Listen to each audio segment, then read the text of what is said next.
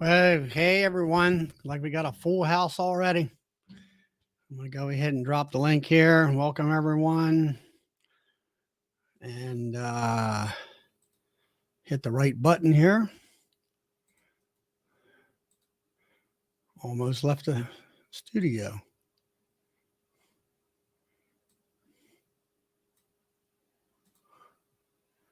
And go ahead and pin that up. There it is. Anybody wants to come in?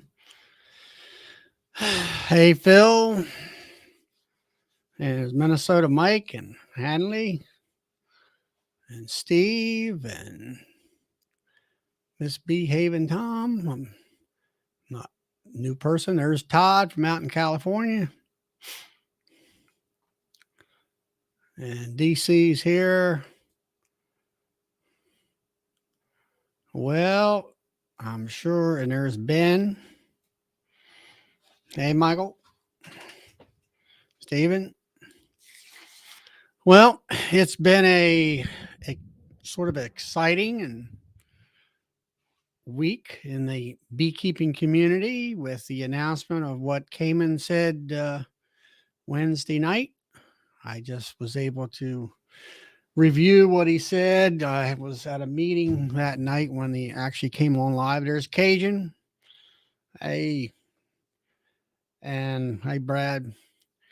And hopefully things will work in Cayman's favor and also our favor, because I like the old Hive life, or whatever Cayman's going to call the next bee convention that he's going to be putting on and managing himself, him and Laura. And today it was raining here a little bit this afternoon. The last couple nights I've been, as I call it, cleaning up the honey house, which is my back porch. Everything's been put away. And I got about 15 more pounds of honey out of the uncapping box there from the Hive Butler uncapping tank. So that puts me right at about 975 pounds of honey for the year, which I'm thankful for that. And Hanley says Cayman's a class act. Let's see, let's put that right up there. Whatever he does it'll be great. That's exactly right. And I'm hoping that he has enough stuff lined up right now that whether or not he has to move or whether he uses the same place, hopefully, that hopefully everybody will be there, because I want to be there. All right. Misbehaving Tom there, he extracted 600 pounds this year. That's great.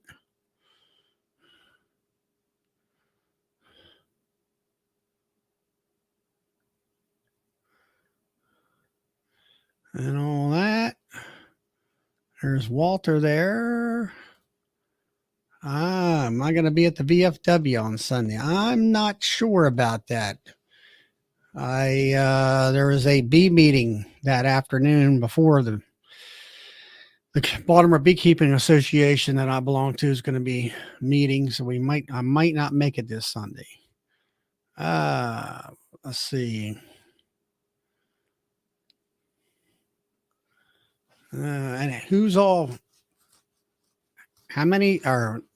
While that seemed like in our area we're doing extraction, and I know some folks down south are continuing extracting, but post up how much you've pulled in so far this year. That would be a good question for the night, along with maybe some of the equipment you guys are using. I know I'm using an 18 frame radio extractor from Man Lake. I've had it for several years. Hey, Randy. And it does a pretty good job. I'm not crazy about the basket in it. Doesn't hold the frames really stable, I'll say. They stay in there, but I've seen other basket designs much better. Hey, Rex.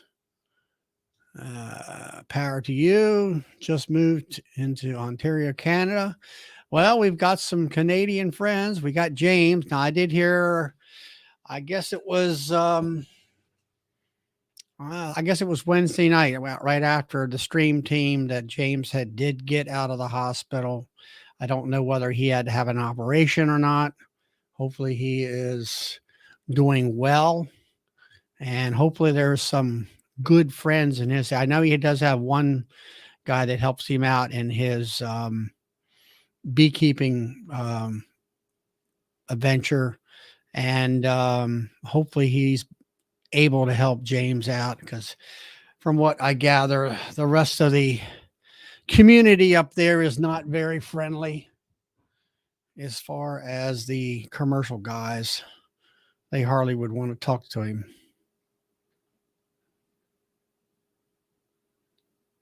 Hanley's got some bad news here. Back surgery in 10 days. That means my season is basically, I'm going to pull what I can in the next week. All right. I hope that everything goes well with your back surgery. I know I've had, I guess it's been going on for 3 months. Hey, Mac, Mom, that with sciatic nerve problems myself, it's been a real challenge for me to be able to harvest my honey. But I will have to say, I had my neighbor, Scott, who's a second-year beekeeper. He's been doing a lot of lifting for me, and I shared my equipment so he could harvest his honey in appreciation and all that. And there's James himself, McNally, who's just arrived. How's Tom doing? I'm doing good.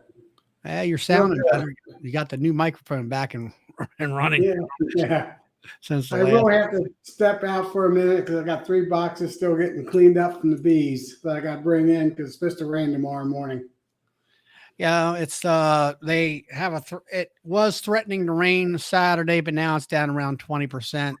So I have a blueberry festival to go to for my beekeeping club that I'm president of, and we are going to be selling some honey there and giving out, educational material and stuff like that. Good evening, Circle T Farm. And James, if you can pop in, that's great. If you can't, I understand. We heard that you are at home now. And if you can give us an update, or if you'd like to, that'd be great. I just hope that everything's doing good for you. I know your honey season, you're right in the middle of it. So, yeah, Brad, blueberry pie. They're going to have blueberry pies. You can buy blueberries up there. They're going to have a little bit of music. They're going to have sort of like a, what would you call it? A flea market, I guess. I've worked it about 2 years in a row. There's a farm here close by to me. They raise their own beef. They actually have their own processing plant, really good quality beef, and it really tastes great. And they're going to have hamburgers and things like that up there from that farm. And since I'm one of the vendors, we get to eat for free, at least for one sandwich. Hey, there's Lynn and all from Baltimore Beekeepers. We're going to have a meeting this Sunday. That's where I'll be going to, close to the house. And so how much honey have you harvested, Tom? 900 pounds. Oh, you're right there with me. Yeah, I got 7 or 8 more supers out there. If they get filled up and capped, great. If they don't, you'll be hitting 1,000 pounds there probably. Yeah, about around 1,000. That's what I estimated. So that's good. That's a lot more. That's double, almost triple of last year. But then I got double hives too. How many production hives are you running right now? 20 27, but really about 24. There's three of them. Three of them were swarms that I'm requeening. Right. Before Right. But I mean, as far as what you harvested off of, I harvest off of 27 hives. yeah, but mostly 24 of them. Yeah, mostly 24. So, It's about 50, 60 pounds. 50 pounds. yeah, I'm figuring 1,000 pounds. Yeah. Divide that by 24 of them. You got coming out to about 42 pounds a hive, something like that. Yeah, and that was better than I thought because 15 of those supers were brand new frames, and 100 of the deeps that I had on the deep boxes first were brand new frames. Right. Hey, Dan.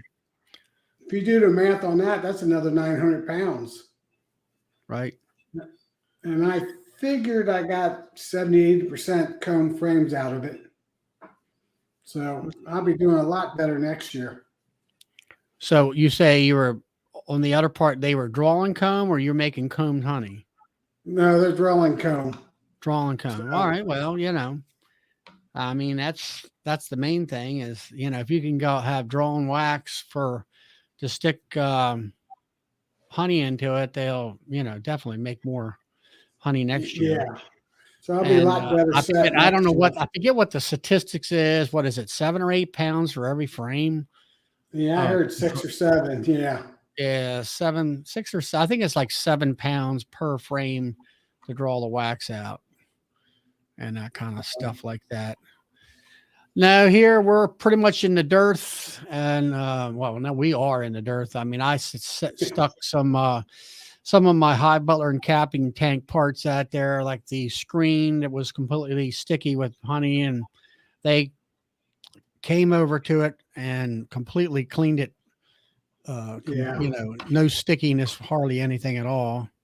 I'm doing that. He said it's 7 pounds per frame. I think that's about right as far as making wax and everything. And yeah. Yeah, so I'm in the dearth right now. There's a little bit of sow thistle and the bee balm plants blooming right now, just enough to keep them going. Now that bee balm plant, is that, I know like the butterfly bush, bees don't like a butterfly bush. No. But the bee balm, do they like that? Yeah, they hit that, but I noticed they hit the sage before they hit the bee balm, the Russian sage. That's what they're hitting right now in my place. And the sow thistle starting to bloom. Yeah. That's like, hey, 8 pounds of nectar for 1 pound of wax. Really? Okay. Cool. Yeah. And then Lynn here, she's I don't know whether she's the president of that Greater Baltimore or not. She's the spearhead of getting it started on Facebook. We're a Facebook group, but we get together at local microbreweries and stuff, have little meetings and things like that, and have basically a good social hour or two, and just have fun with bees and talk bees. All right. But she's had, I think she's got 4 hives, maybe 6. And she's in that growing stage, wax and things like that, just like you were doing your hives. And so she's, as her husband says, she's getting into business. Well, yeah, one of our members is leaving I think she's going to Texas, and I think Lynn has bought the motorized extractor, 6 now. She's got 6 of them. Extractor and some other things. And so she's on her way and everything. Right. As far as, building up honey and all that stuff. And I got the okay to get a bigger extractor from the boss, but I gotta do the kitchen first. Okay, you got to trade. Gotta trade. So yeah, when I started in 2018, I was only planning 3 to 5 hives. I forgot to put a 0 after it. Yeah, Steve's talking about butterfly weed. I don't think Oh yeah, I've not heard of that. that's an orange flower, Oh butterfly yeah. weed. It grows And about 2 feet tall, maybe 1.5 to 2 feet. Bees do like it. it's cool. I have some mountain mint for the fall to kind of give them, like now when it's in the dirt, they got a little something to go to. But the little mountain mint stand that I planted isn't all that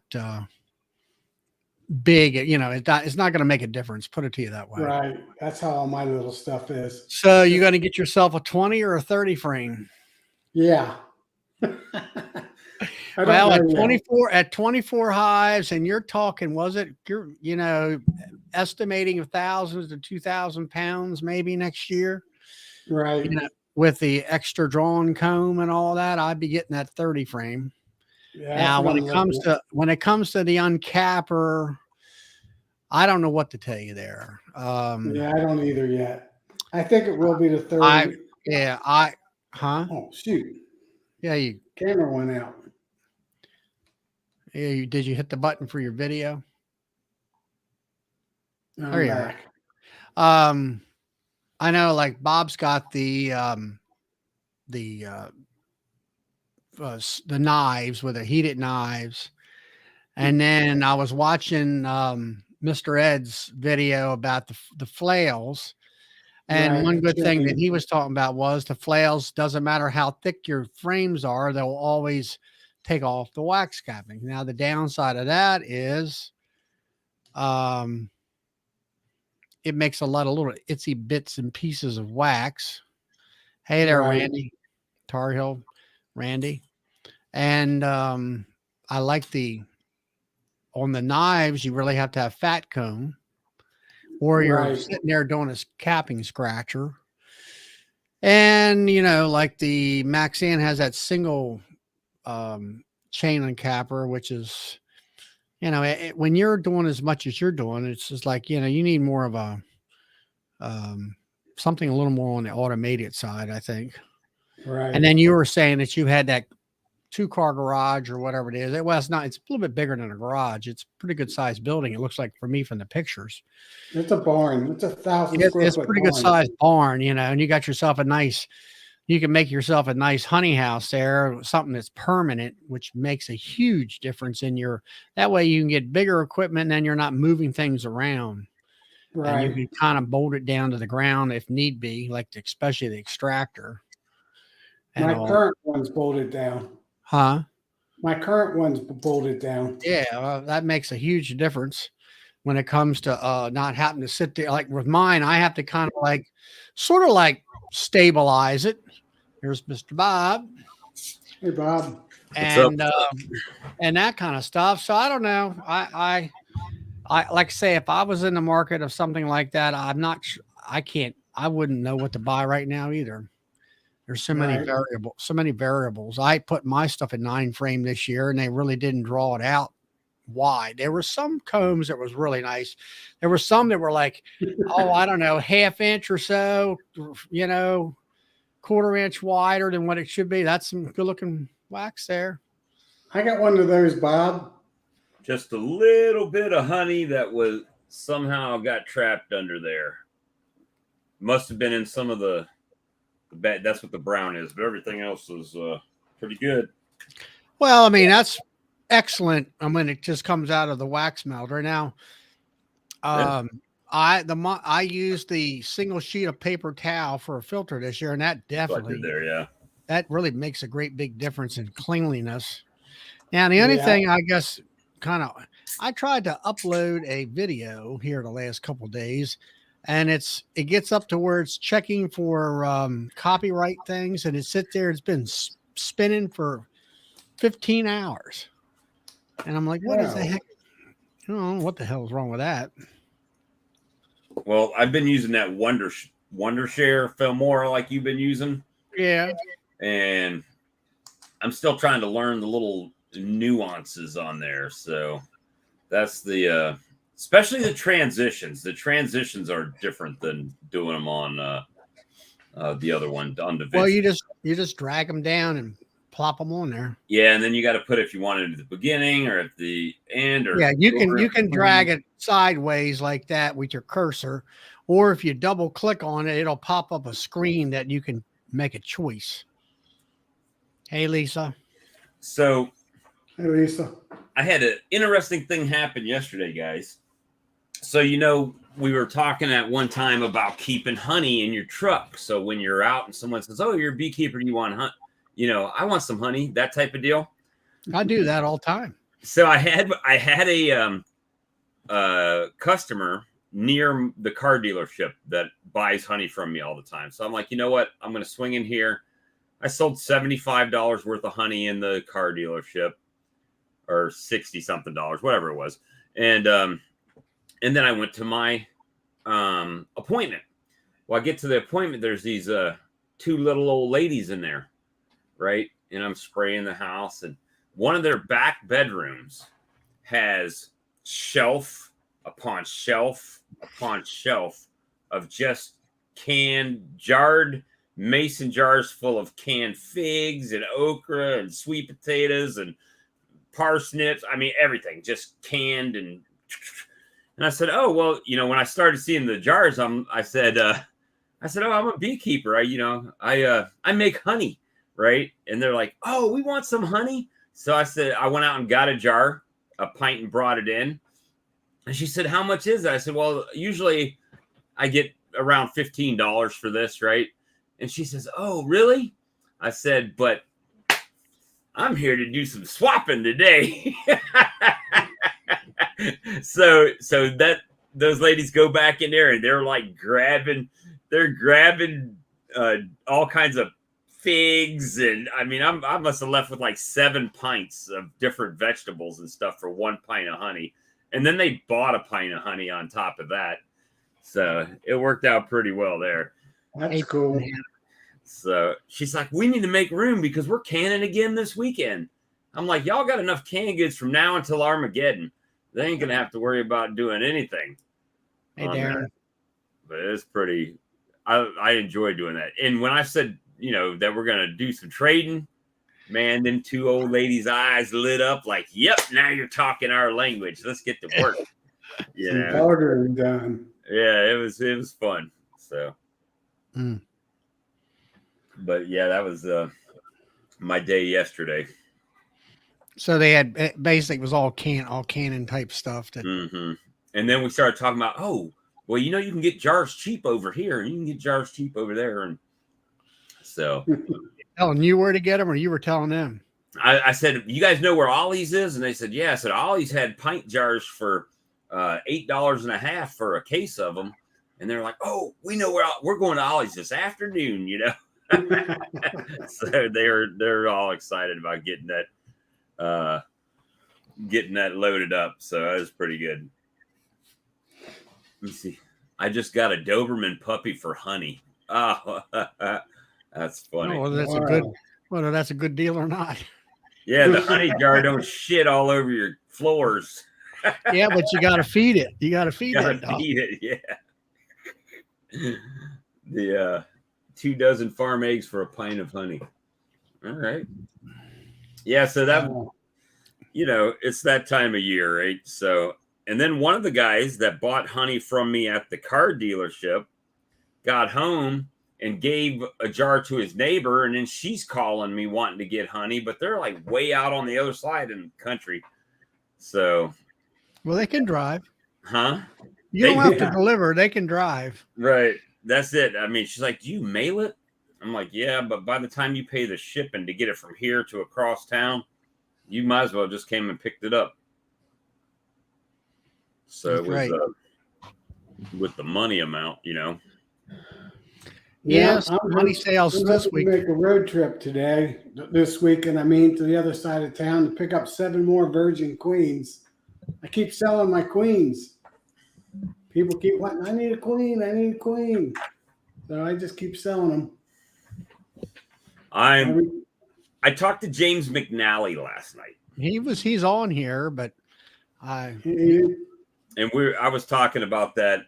Well, I was gonna buy some queens till I saw the shipping on it, and so he's like, "Well, just graft some more." I'm like, I don't know if I got the drone population. But to be in all fairness, I haven't spent hardly any time in my bees in the last several weeks.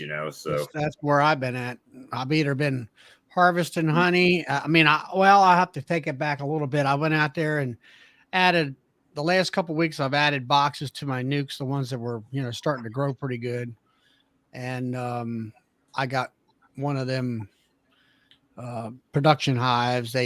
I gave them a frame of, well, actually they had a queen cell, and I gave them a frame that did have a queen cell on it, so they can make their own darn queen.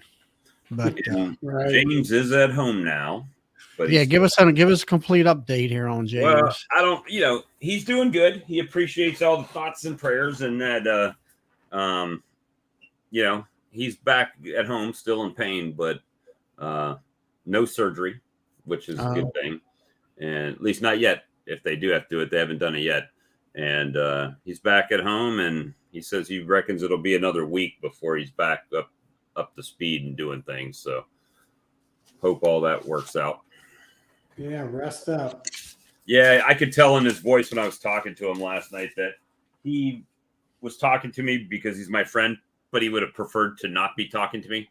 You ever had those conversations?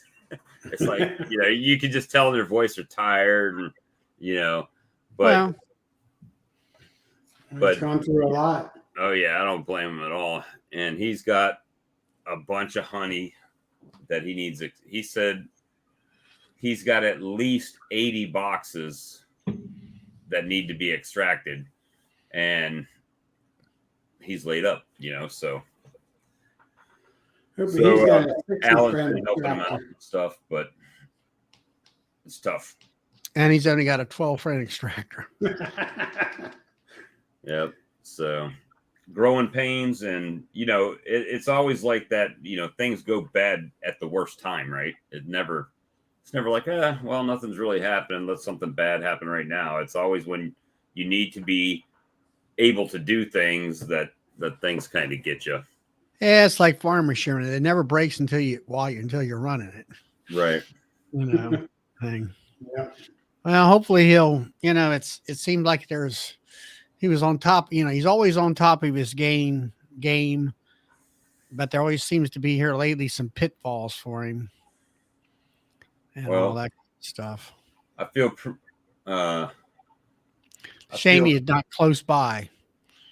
Yeah, and that was my same thing. If he was closer by, I would have already loaded my extractor up and my uncapper, and we would have been on the way.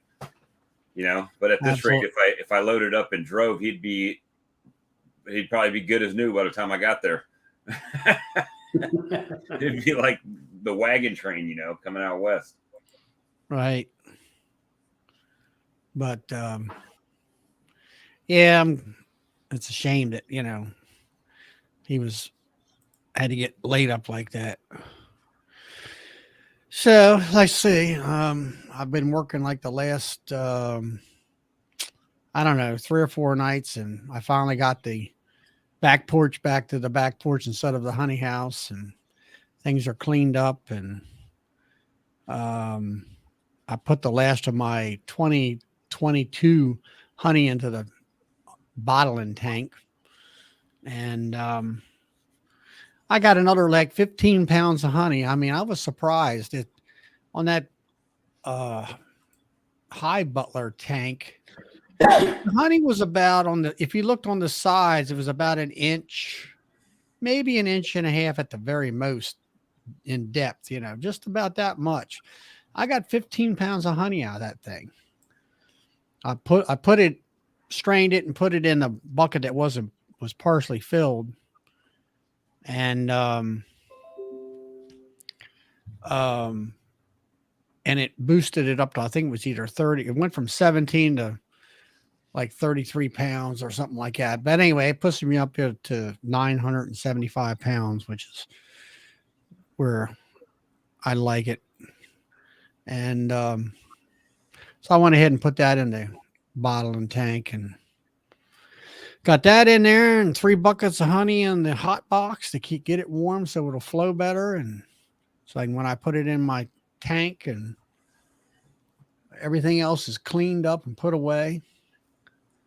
And Stephen did the math, 60 cycles on the extractor for James. Approximately. That is a lot. That is a lot. And he'll have to tear it down a couple times and re-grease it. He did say that his the parts for his uncapper have been built and everything, so it should be ready to go, at least assembly. Mm-hmm. You were talking about greasing the extractor, Tom. Have you done that? You know, I've had mine. I've never done that to it. I just took it apart today to do it probably in the next few days. I got to still hose it all out and all the inside of it out. Did you see any issues or anything? Is the ball bearing in there, right? Yeah, no, I didn't see any issues. It all looked good. I know you're supposed, you got that food grade white grease. See what James just said? Right. Hey, I have never let fear and common sense stand in my way before. Only 60. Well, that's just a weekend. I can tell by his tone of his chat that he's feeling better today. Yes. We're glad to hear it, James. Glad to hear that you're feeling better. Or they got him on some really good medication right now.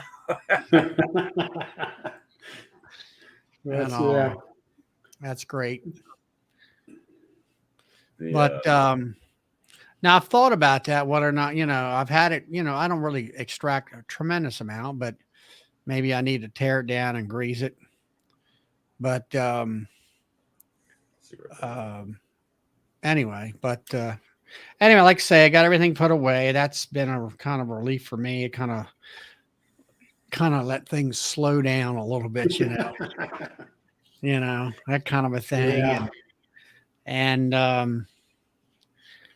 but I had good honey sales this week. I had one gal, she came in and she buys 12 pounds of honey about every month or so, and or a month and a half. Does she use that? I mean, what does she use it for? 12 pounds a month or a month and a half? And about every 6 weeks. She brought me one of my containers back with some kind of a honey coffee thing. It's some kind of a drink. Looks like chocolate milk almost to me. I haven't tasted it or anything. Like a mocha or something like that. I don't know. I got another lady that she brings these half-gallon mason jars. And I'm not talking about just one. It's like she's brought 2 of them to me 3 times. There's 6 of them. There are 5, a little over almost 6 pounds of honey in each one of them.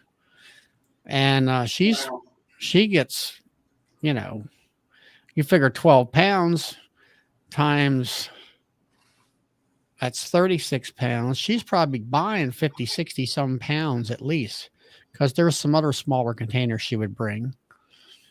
And then this week, I think I sold, between the girl that just came, I sold, I'll say around 40 some pounds of honey. And that's pretty good. And actually, that was part of last night. I guess it was Thursday. Last night was Thursday. I was cleaning out the uncapping tank, and I was putting honey in the bottling tank, and I was putting buckets of honey in the hot box, and I bottled up 40 some pounds of honey in different size jars and stuff to restock my stockpile. And and I might have to restock the darn thing here about mid next week again. And the humidity here today is almost higher than the temperature. Really? It's 84 degrees right now with 81% humidity. Wow. All right. Right now it says 76 degrees with 84 degrees humidity, 84%. What, how many degrees with? 76 degrees, 76. It's 76 degrees here now, and it's 84% humidity. You got Of course higher humidity than us right now. Yeah, I well, got 80, it was I got raining. 82 degrees and 70% humidity. Yeah. But it's 84 degrees. That feels like 99, it says. The air is thick out there, like you're in the jungle today. Yeah, well, ours wasn't quite that bad, but it was worse today, and it's supposed to get worse over the weekend, and then we're supposed to have a lot of rain maybe Sunday. It got up to 91 today, and tomorrow we're supposed to get a warm front come through. How does that happen? 82 with 84. That's what Grammy said. Yeah, it's muggy outside today for sure. Yeah. James wants to know, it's warm, but how's the honey flow? Well, mine's over. Well, what honey flow? What is this flow you speak of, and how do we find it? Tom's the only one that found a flow this year. Yeah, I had it was good. This was a great year for the area. And as of right now, we've been getting rain every week. So if this continues for about another month or so, we might actually get a fall flow, which is pretty rare for my area. Right. It's usually way I too seen dry. where I viewed Alex's video, and he showed a basswood tree up there, and where he's at completely, bloomed out, full bloom. I've got some buckwheat blooms with all this rain, sun going on. Do they have any knotweed in your area? In Lynn mine? wants to know. Huh? In mine? Yeah, Japanese knotweed. You ever heard of it? If I do have it, I don't even know what it is. Let me see. Yeah, I don't think I'm not sure whether I've ever even seen it. Well, James has got a flow up there. I mean, that last video where he was out there in his new yard amongst that canola, and the canola was a yellow and is as far as you could see to the horizon. There had to be at least 1,000 acres out there in the canola, just flowing like crazy. I didn't know that was a video. I thought it was a photo. I don't recognize that plant. Mm-hmm. Knotweed. Doesn't mean I don't have it. It's just I am not a horticulturist for sure. Flow. Yep. I know you guys got it. Oh, it grows like bamboo. I got plenty of bamboo in the next yard over there.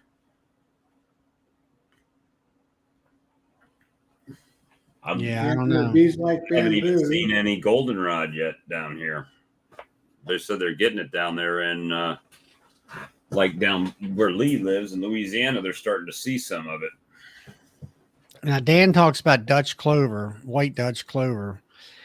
And, I have that here, but I find that the honeybees don't go to it. Now, I do know that they will only go to it, I'll say, early in the morning when it's got a small amount of nectar. By noontime, the sun has burnt the nectar off. But only bees that I see that touch it is the bumblebees. Charlie, I see it in the morning, like you said, and in the evening. But like you said, middle of the afternoon when it's hot, they don't touch it. They don't touch it. And actually, I find my bees, especially actually all the bees out there in the middle of the day when it's super hot and humid, they stay in the house. You'll get them. They'll come out in the evenings when the sun is not as high up in the sky and it's a little bit cooler. They'll seem to fly more in the evenings than they do during the daytime. Right. Hey, I've got to step off for a second because I got to bring some boxes in. All right. All right, Tom. But yeah, so that's been the really haven't dealt with it too much over like really anything bee wise, other than putting out a little bit of feed the other day. But people see the feed video And then I get questions like, "Oh, you're feeding with honey supers on," and but what I'm doing is drawing comb, and and the I have to figure out what the math is. So if you do 2 to 1 is 33% water, right? 66 sugar, or is it the other way around? Yeah, 2 to 1. 2 parts sugar to 1 part water. Right. Is 66% sugar. And then if you divide that in force, what are you about? 66 divided by 4. About 16.5% sugar is what I'm actually giving them by the time I've split that bucket 4 ways and then fill it back up with water, right? So very low sugar content instead of 50-50 or, it's pretty low.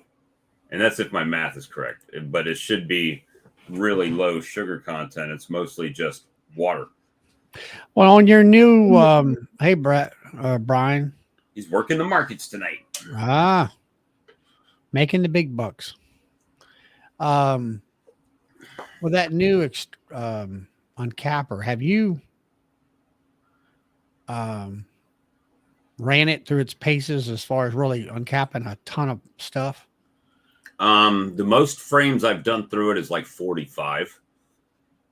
And I'm not really rushing it, because instead of changing from deeps to mediums, I have it set for a deep frame because the rest of the dimensions other than the height are the same on the frames, right?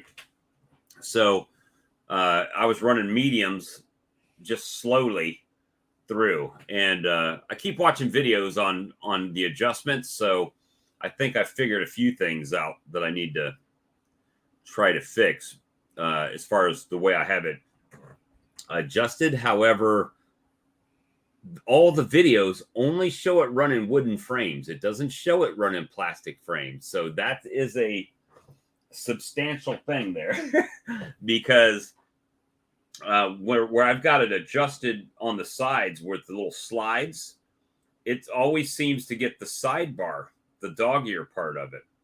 But on the videos you watch, they're only getting the actual end on the end in between the end bars, the what sits on the frame rest, right, of the top bar.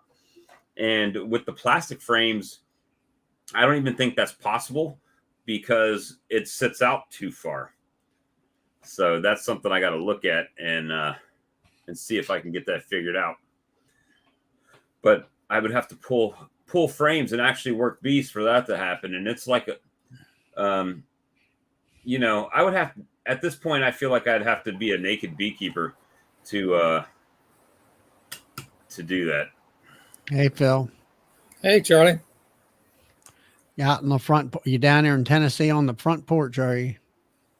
I guess you'd call it the front porch. Here, I'll show you. Or the back porch? It's overlooking the mountains, probably. It overlooks the river, but there's the back just backs up to a hill. So let's see if I can give you guys the. He needs a new camera. There's a nice river there. Yeah, it's the Little Pigeon River. See if I can get myself out of the picture. Very nice. I can sit there and just listen to the water run. Oh yeah, it's nice. So is that if you go, how you down in Pigeon Forge, you got the main drag, and you get down there to where you have to make a right, go across the bridge and all that. There's that one road that bears off to the left, kind of goes in behind. Pigeon Forge. Is that where your father's place is at? Yeah, you take when you run that main road out, you take a left and you're on, I think they call that Dolly Parton Parkway. Yeah. And then you come down and you take what's called Pittman Center Road, which follows the Little Pigeon River back up towards Dollywood and Pigeon Forge. Of course, they got a shortcut to Pigeon Forge. I guess it's Veterans Highway, I think. But yeah, that's the area. Yeah, because we were up there up in the mountains there, what's that town called up there? Gatlinburg. And then we Right. went out to Gatlinburg where they have the artist and where they kind of kicked out all the old regime for the new group to come into town. And all the people that were artists and stuff, they were in this little community area. And they were working on a bridge or the road or something. There was a backlog, trying to get back down the mountain. So we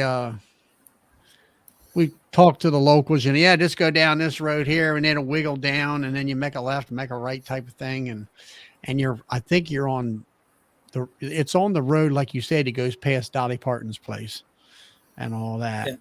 You kind of come in the back side of town and all. Yeah. Dolly Parton owns a place about a mile up the road. It's her brother lives there, but it's just a little house. It's nothing to it really, but they built a big fence around it because I'm sure they had a lot of people bugging them. Right. But yeah, it's crazy. This time of year, the traffic here is nuts. I mean, absolutely. Yeah, nuts. I bet it is. I Yeah, bet it it takes is. a lot longer to get from one town to the other over there. When Hive Life is there, I mean, it's really not traffic at all, hardly. Right. Well, it's a fair amount of traffic, even though it's in January, I think. I mean, You haven't been there in the summertime, have you? No, I hear it. I've been down there years and years ago when it wasn't a big place to go to, and I mean, it's bumper to bumper. And then I stopped down there at the one music store and next to Hive Life Convention Center, and the guy says, "You'd have been here at Christmas time. It was gridlocked, and all that stuff." And I'm like, "No, they do Christmas at Dollywood, I think." Oh yeah, well they do a whole Christmas thing up through there, and you just can't even move. And all Dan was telling me to go over to North Carolina. To get to North Carolina from here, you got to go straight up the mountain and straight down the mountain. Some people crack me up, man. Oh Lord, listen to this. I look at all these ads on Facebook, right? It says Beehive, 2-box hive, 10 frames per box, plus feeder with top. Used only a very brief time before hive swarmed. 250 or best offer. And then it says it's got an asterisk. It says practicing social distance selling. Venmo, Cash App, Zelle, or PayPal only with porch pickup. Willing to meet outside for larger priced, bigger items for review and inspection. It's like, you got to drive your ass all the way to Piedmont, South Carolina to buy my crappy hive. And I'm not even going to come out and say hey to you because I already got your money digitally. I don't think so. That's funny. Items are sold as is. Probably still got dead bees in the bottom. No, they probably dumped them in there and then the bees just took off. That happens to the package sometimes. Probably just got empty frames. Right. Yeah, it's possible. I just thought the bees probably went, they didn't even wax these frames. Let's go find a tree to live in. That's crazy. Oh, I went into, we've been talking about combed honey in the jar, or not combed honey, but chunk honey in the jar. Yeah. And remember I was telling you the story about the guy who wanted me to put my honey in his store because the guy that was bringing it got big and got in a little grocery store chain, right? Well, I went in our local store and he's got jars of chunked honey in the grocery store, and every single one of them is crystallized with comb in the middle of it, and it's just sitting there, sitting in the shelf, like not selling anything. So I don't know what they're going to do with it. Yeah, Gus Mitchell talks about how you can decrystallize that. You got to lay it on its side and put it in your heating cabinet. Well, yeah, he would have to go swap it out with fresh, take the old all the way back. Yeah. Decrystallize it and put it back. If you decrystallize it on its setting straight up, all the honey will soften and then deform and push all the way to the top of the jar. You got to lay it on its side to decrystallize it, or you're going to mess the comb up. Hey, Right. shit.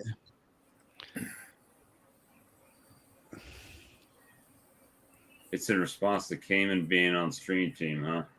I didn't even know Hive Life had its own. Can you bring that up, Bob? Yeah, we can watch it. Yeah, let's Let's watch watch. it if you Let's got it. watch it. Yeah, let's watch it. I unsubscribed to Hive Life. I'm done with them. Is it in HiveLife? Hive .com Life or- Conference 2023. No, that's Frederick Dunn. Is it That's- actually? Oh, it's just Hive Life Conference. Do they have their own channel? Steve, No where idea. did you get it at? It's Dustin Wiggins. I understand that, but where is that posted at? Yeah, what's the shortcut? Hive Life's official response to questions regarding Cayman Reynolds and new conference an hour ago. Oh, yeah, it's got 2 subscribers to the channel, so he's probably gonna sell a lot of tickets. Nobody's gonna know. Let's see now. Where can we? All right, hold on. Let me. How long is it? Oh, it's 18 minutes. Grant, I think Lisa just posted the Yeah. link. Yeah, she did, but bring it up. Let's look at it. See what's going on. It's important. See what Okay. Dustin says. All right, how do we get it? Make it bigger. Oh, I Hello, gotta this is unmute it Dustin so I Wiggins. can hear I'm it. the chairman of the board of directors of Hive Life Inc., a Tennessee 501c3 company. We put on the Hive Life Conference. I'm here to answer some questions that have been surrounding the Hive Life Conference for the last really couple of months about where's the ticket registration and things along those lines. So I'm just here to say the Hive Life Conference is happening. There have been some hiccups. There have been some things that have happened that were very unforeseen and have hurt a lot of people. And we are getting into that. That's what I'm here to talk about tonight. But to let everybody know, the Hive Life Conference will have tickets for sale tonight, and we will be at the Sevierville Convention Center January 4th through 6th, and we're just really looking forward to it. It's gonna be a great experience. So what has happened with Hive Life? Why has Hive Life been paused? We've had some issues with management, and I'm here to tell you why. As I explain this, I'm going to go into this and try to make it as clear as I can. Between March 7th and April 3rd, 2023, over $50,000 disappeared from Hive Life's account, banking account, and was used by Cayman Reynolds for purposes not related to Hive Life. This has made a huge ripple throughout the entire Hive Life team and the Hive Life community. At first, we had hoped that things could be restored and Hive Life run as usual. However, Cayman refused to cooperate, forcing the company to seek legal help to resolve the matter. During the time working with the attorneys, we had hoped Cayman would still choose to work with Hive Life Inc. In the future.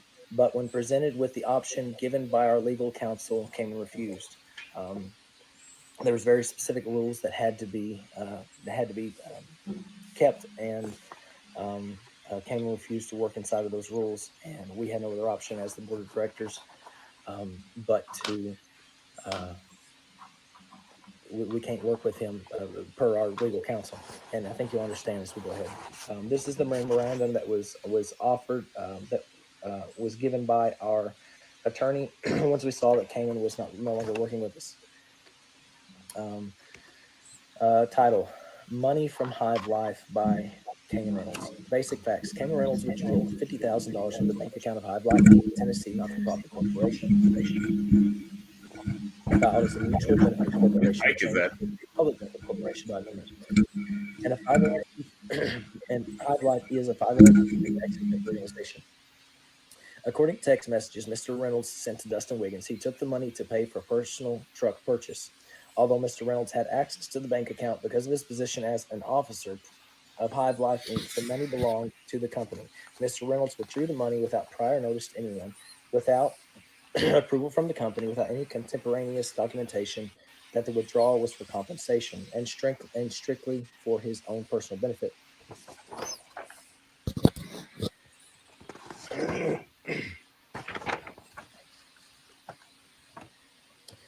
State criminal statutes.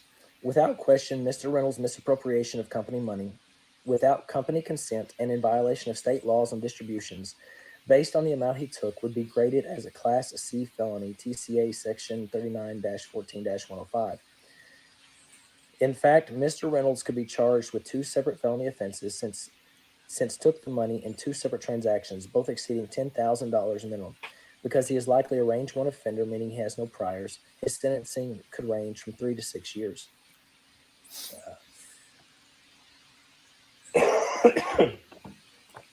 At this point, the Hive Life Board had to decide what decision we would do, what direction we would take. We have great respect for Cayman Reynolds and had attempted to take this in every possible way through mediation, but had no intention to take it to criminal court, especially when we heard the potential of Cayman facing 3 to 6 years in jail. So we continue to pursue and try to work out a settlement with Cayman Reynolds.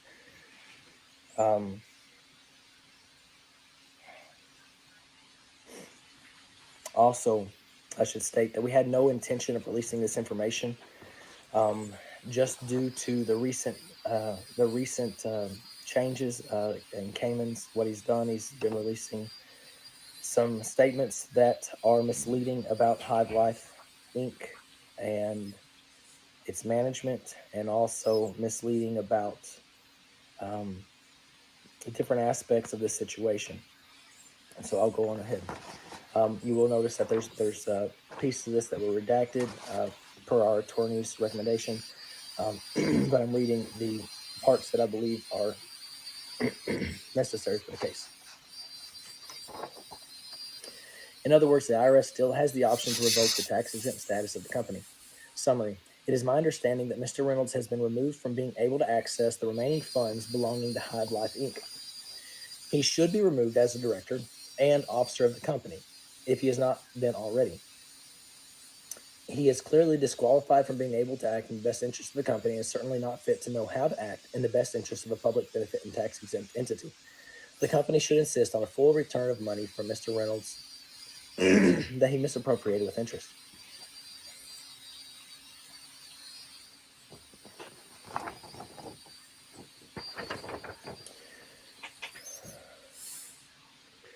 He sure is drinking a lot of He water. helped money that was not his. I think Mr. Reynolds managed to violate virtually every Tennessee statute related to nonprofit distributions and fiduciary duties. He is personally liable to the corporation as a result, and his action have exposed the corporation to revocation of its charter.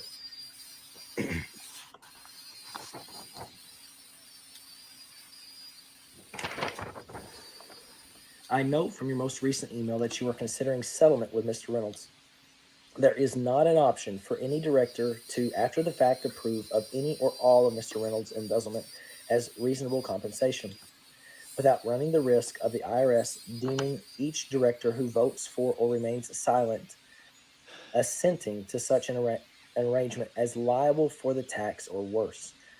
The company would be equally liable for that tax. In other words, directors who vote for or assent to such an arrangement are themselves violating their fiduciary duties. Pause it, Repeat Bob. violations make the company even more. All right. It's a long thing here. Does everybody, do we want to go on and listen to this, or do you all want to go ahead and listen to it on your own time? Let's go ahead and put that in the comments and all. Yeah, I don't know. I mean, my thing is, I tend to favor Cayman in the deal. Let's move on. James says, let's move on. On All my right. own time. Yeah, go watch it on your own time then. That's good. That's cool. All right. I'm All right. going to remove it. Or you got it. Yeah. it seems quite just for what little bit I've heard so far, and his actions, I guess you would call it. Seems like he's awful dry mouth, and he's like nervous as heck, and I don't know who. He's definitely reading a script and that kind of stuff. I think he's reading whatever that lawyer prepared, which, I'm not in it. Someone just brought it up and we put it up. So, Yeah. Watch Yeah, it. it's kind of interesting. I'm thinking to myself, the directors and all that kind of stuff, and I'm like, well, I thought it was just Cayman and Laurel. I didn't even know this guy was involved in it the whole time. yeah, but it sounds like there's even more people involved, and I'm like, I'm the president of our beekeeping club, and then I have a vice president, and we have a board of directors, but I don't know, All I know is Cayman and Laurel put on a hell of a show, and that's the one that I'm going to go to. Yeah. That's what it amounts to, in my opinion. I mean, I can't say I know Cayman and Laurel. I've met Cayman, right? I've shook his hand. I've talked to him for about 0.5 seconds at the Hive Life conference, and I've talked to him a couple times on the phone. Seemed like a stand-up guy to me, but I did go to Hive Life conference that I knew that he put on with the people he knows. You know what I mean? So that's the show I'm going to. So, yeah. As far as Cayman goes, I mean, I've met him, like you say, a little bit. One of the evenings, there was a group of us, they were getting ready. Yeah, to we close were the- leaving. Was that the night? Were you there? Were you? Show, You yeah. were there. That right? Okay. Cayman was so hoarse he could hardly talk, and I've been there for both Hive Lives 20 last year and this year. Last year he was the cook, chief bottle washer, trash guy, MC, everything. I mean, he was literally running around doing everything. Yeah, we saw what Cayman was doing. You know what I'm saying? So that's this is the first. It wasn't the original one in outside of Nashville, but the first one at in next to Knox down there at Tennessee, Sevierville. I mean, he literally was doing everything behind the stages, doing everything. right. Now, whether or not I don't know whether this guy was a partner at that time or not, because it sure didn't look like it to me. And then this past January, same thing. Cayman has talked so much, he's almost completely lost his voice. Right. And he looked like somebody had ran over him with a 16-wheeler, tractor and trailer, how bad he looked and exhausted. And I'm like, okay, where was this guy at? If he was on the directors, where was he? What was he doing? So I don't know. It's their business, but Sounds like me, somebody in the Hive Life team saw how good it was doing and wanted a bigger piece of the pie. And somebody had to get moved out of the way. Well, I hate I've to seen say that it. before in business. I hate to say it, but if that's the case, that guy moved the wrong guy out. Yeah, That's all I'm saying. If there's a board of directors, he moved the wrong one. right. It all come out in the wash. That's right, Tim. But and it doesn't. None of my business really. So I don't even know why they put it on out like that. But Cayman didn't say anything bad about him. He just said that he was no longer associated with them. So that was it. He was very, I'll say, very nice about it. very political, right? He's like, Very well. I'll say very business-like about it. right. He said, "Hey, well, I'm just not a part of it. That's the end of it. I'm going to go on. Laura and her and Cayman are going to do their own thing, and that's the end of that. I had a business once, and it sounds very similar to what I had to go through. Well, I've been The around bank coasters, accounts and and stuff like you that. get two guys that start up a partnership, and Right. as things get going, then those two entrepreneurs will most of the time Well, what you'll find is they'll have typically, two different ideas and two different tracks that they want to take the company towards, and that's pretty much when they split up. One's going to do one way, his way, and the other one's going to do it the other way. Right. And one cuts one person off financially, etc. well, the thing is that looking from where I sit, is that the work was not evenly distributed because Cayman and Laurel Did all the work. did Did all it? the work. Did it all? Did it all? Absolutely. So that was, yeah, he was very professional on Wednesday night. Yeah. So, And I think Cayman's. and let's not forget something about this. If you don't know, this guy Dustin owns Appalachian Hivery, right? Cayman sold a shit ton of boxes for that man this year for Hive Life, right? So I didn't know who Appalachian Hivery was before Cayman came on his live and said, "Oh yeah, we got these wax dip boxes you can buy from my buddy Dustin," right? So Yeah, because the year before that, Cayman was dipping his own and selling them at Hive Life. And then he said, I just can't keep up. And that, Dustin was doing the business the next year right. and all that stuff. So I think, what doesn't kill us makes us stronger, right? So I think that Cayman has probably learned some valuable lessons, if anything, and it'll just make it even better, in my opinion. So, but that's all I got to say. And then, Steve, you're right. I mean, we met him in the hallway after the music, and he looked like he was just.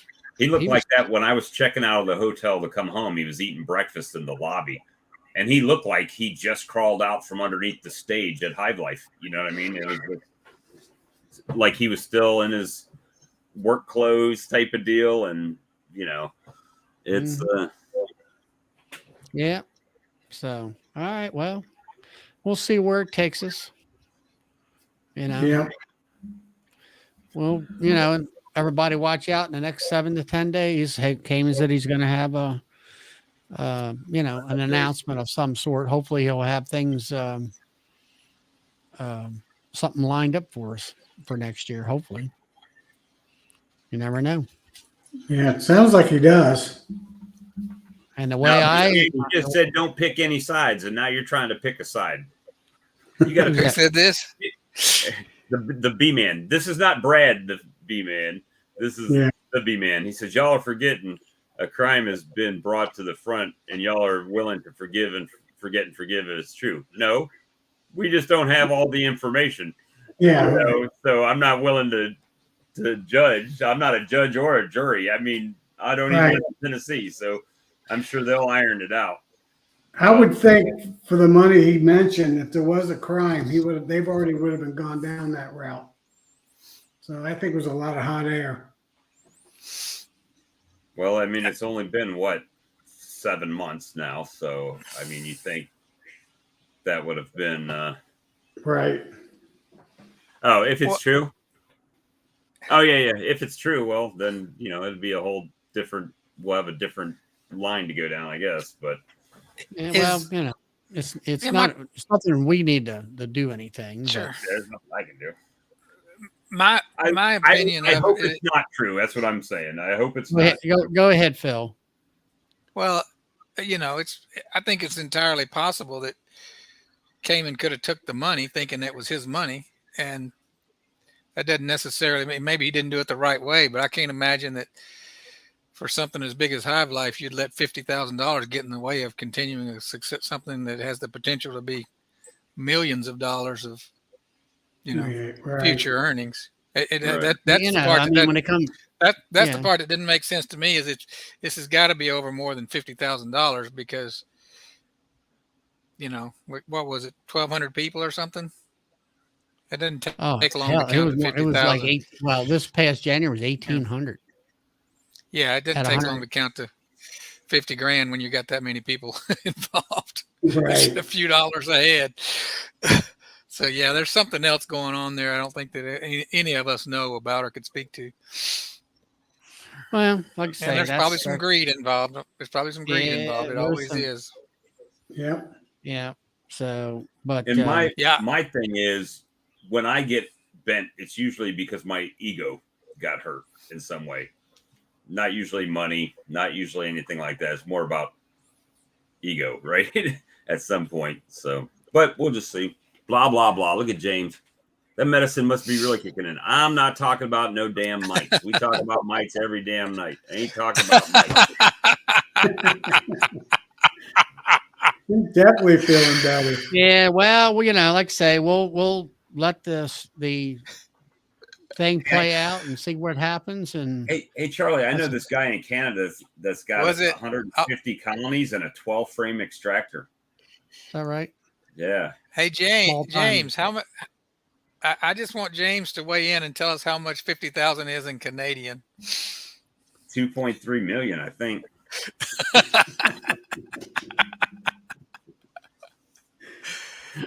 Steve wants to talk about single brood chamber management.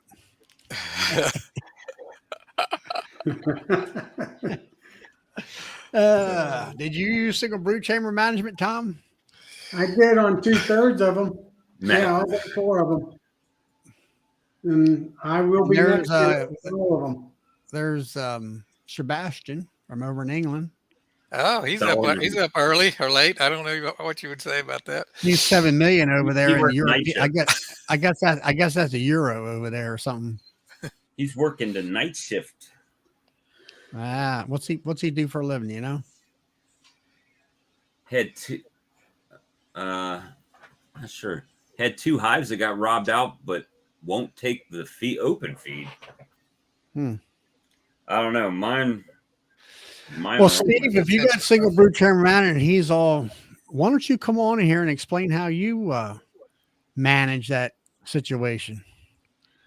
I always find these interesting. Like, what's the Jeremy? Is it out in Texas? He's doing it, and I think a lot of it is depending on where you live at too. I think if you're willing to feed, Let's see. Trying to watch. Yeah, I have a hard time walking currently. That's probably, yeah. I think he's probably on that there Percocet or something like that. They got the best fentanyl up in Canada, from what I understand. Oh, really? Now we're gonna get shredded tonight if we start going off the rails like that. Oh my gosh. So yeah. About mite treatments, no, not happening. So, Nah. so Charlie, at least you've already got yours tore down to 1 box, or your 3 mediums. What are you in right now? 3 mediums? 3 mediums. I'm back to 3 mediums. And that's And your I'm winter configuration. That's my winter configuration. That's And now right. you're just slamming them full of. Oh no, you're not. You're feeding them. You're letting them just. I'm not letting feed them. And I last week the hive behind me, that little purple hive here, the 4th one from the end down there. It's The one it's behind clean. your head, or the one the other side. Yeah, it's right. It's like towards There's the 2 field. ends in that picture right there. Small one. Yeah. Single one. The one that's got the yellow and the white at the end of the line, and it's the 4th one. Anyway, it's queenless.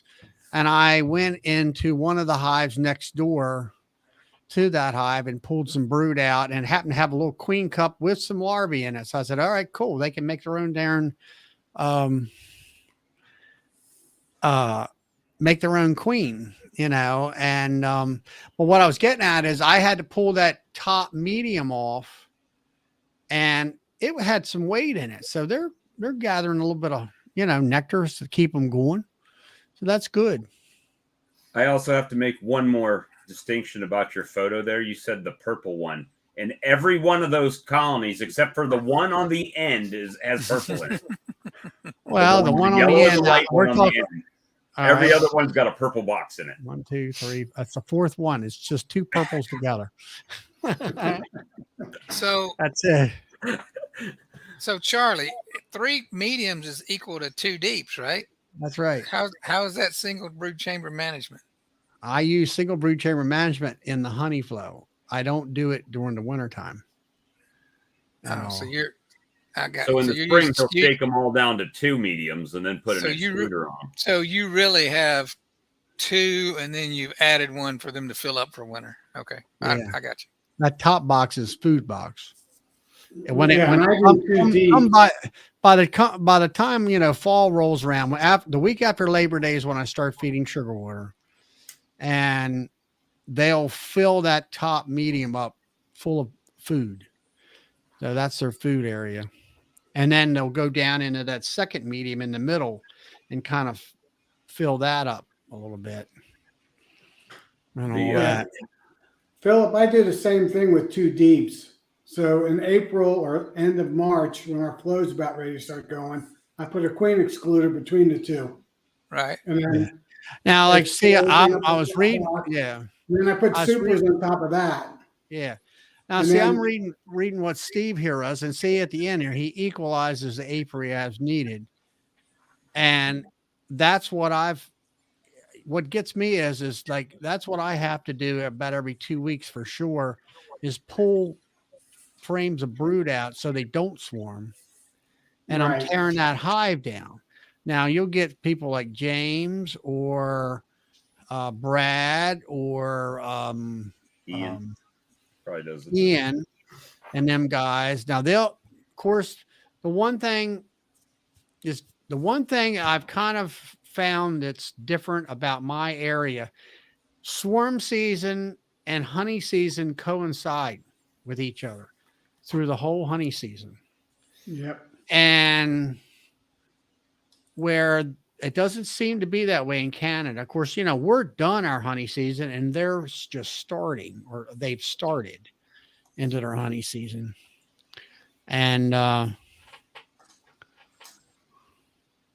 queen excluder, you got to have it if you're going to do single brood. And so that's something that's a little different. It's location. It's like everything in beekeeping is location, or Right. is local. They say beekeeping is local, and that's definitely true.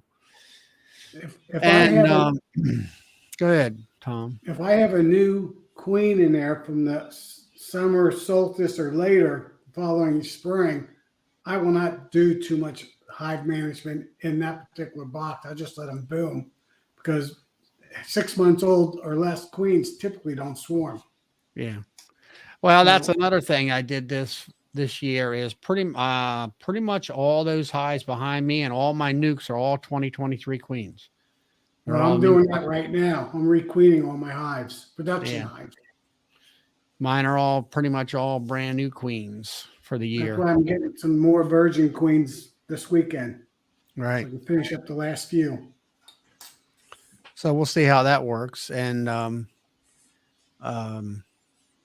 but I was always trying to get away from you hear so much with the commercial guys where we just add more honey supers on and we don't worry about it. And that's I tried that this year in the beginning and it didn't work for me. I went back to equalization and that seems to be working better for me. So Yeah, I do that. And I also do the 2-1-2 with the brood. So if there's more than 5 frames of brood, I'll take the center one out, put comb frame in, and make sure there's always 2 frames of brood on the outside.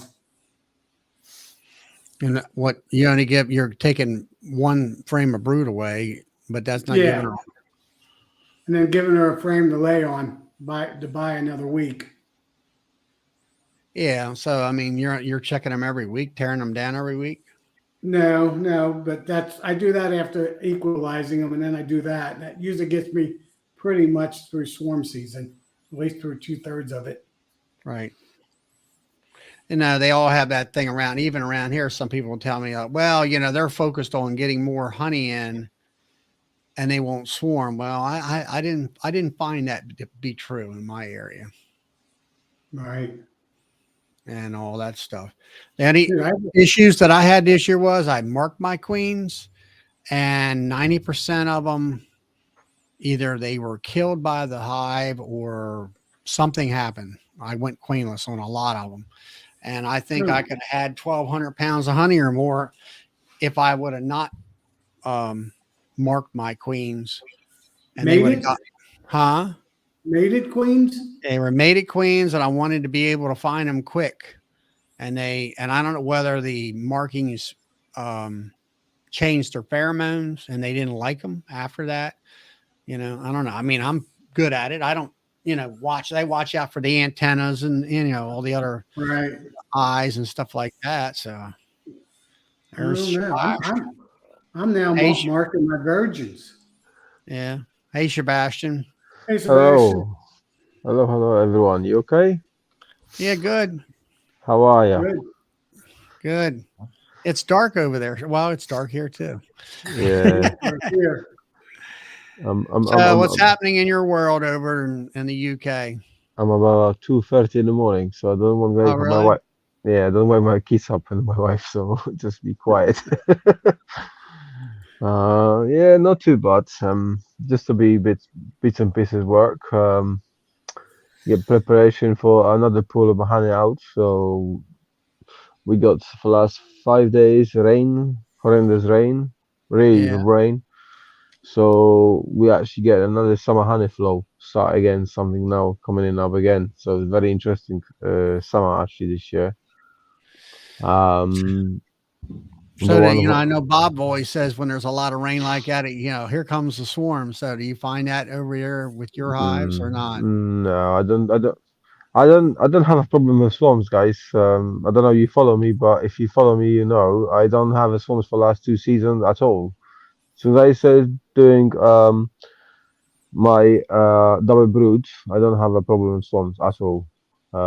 If I see a queen, she's not performing correctly, I let him to change themselves, and they do change. I just select. I just select the queen cells, and they just where you go. Like uh,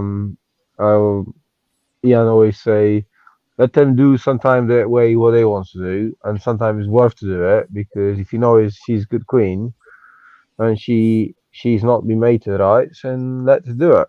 So there you go. Yeah. I changed lots of queens this year, but I also put a lot of money on the breeding future in the queens in this country, and I got about F0, I think 5 new stocks now this year. Plus, I have 2 from last year and 1 before, so I got quite. But my stock is really strong. A lot of beekeepers I actually bee farmers, which is around about one bee farmer is up in Dorset, which is about 2 hours away. He's around about 3,000 hives, and this year he asked me for queens, but I didn't breed any queens this year. I have not time, so I thought this year I'll put something differently, but I have a preparation for next season. And yeah, so far it was good to me. We actually cut the honeycombs today, and I'm really pleased. Combs cut them up, so ready for the show in 2 weeks' time. Because 2 weeks time we got a big show coming in this area, massive. It's 3 days. Last year we sold lots of honeycombs and lots of honey. So So you're doing a lot of honeycomb over there, I guess. no, but I did. I'm sure you watch Mike Palmer videos. Yeah. Back a few years ago, probably about 10 years ago, he did mention about how he does the business of honeycombs in Vermont.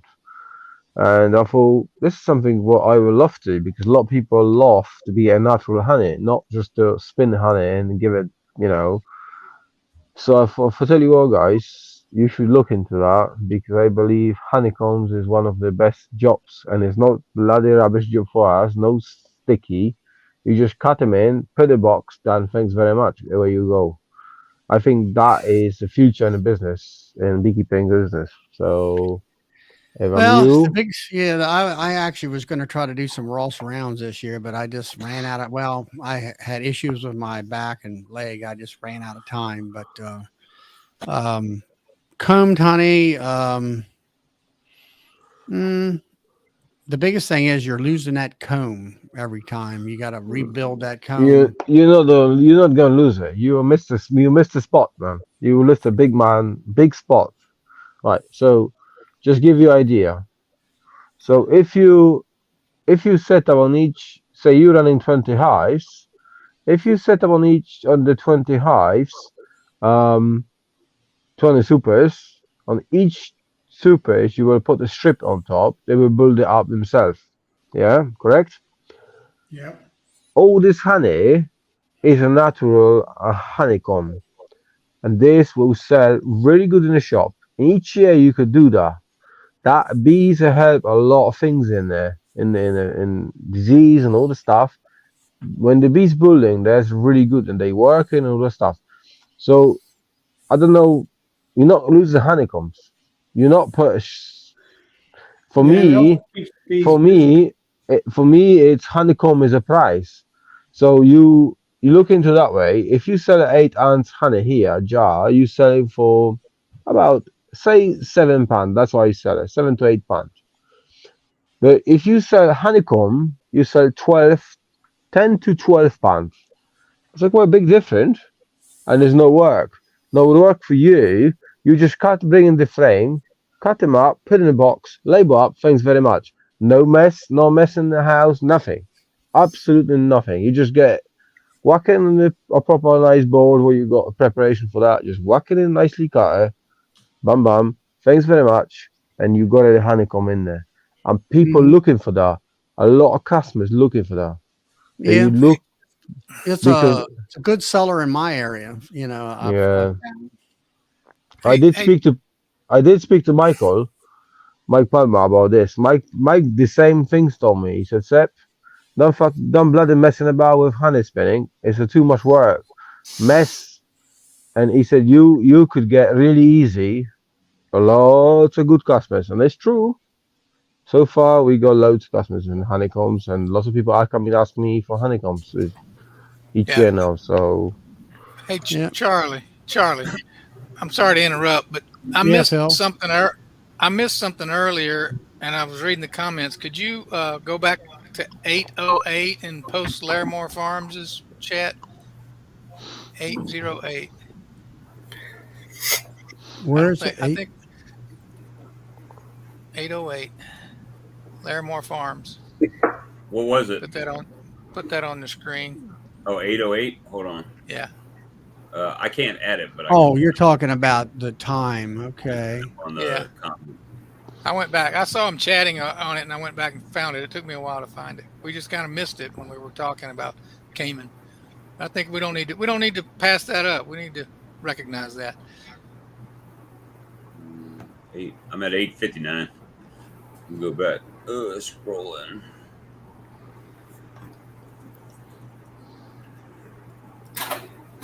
8:39. Getting there.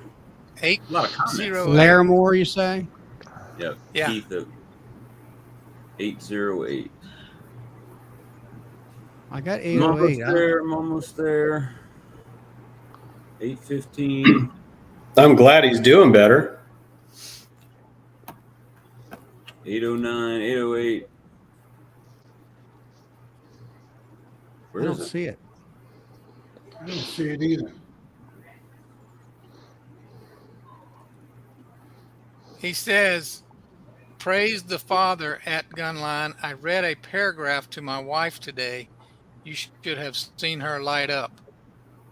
Oh, is that? Yeah, I see that. I don't see it in the comments on the Really? on the StreamYard. That's wild. It's there. Because I couldn't figure out what they were talking about, but apparently his eye is doing much better, which is Yeah, it sounds like it.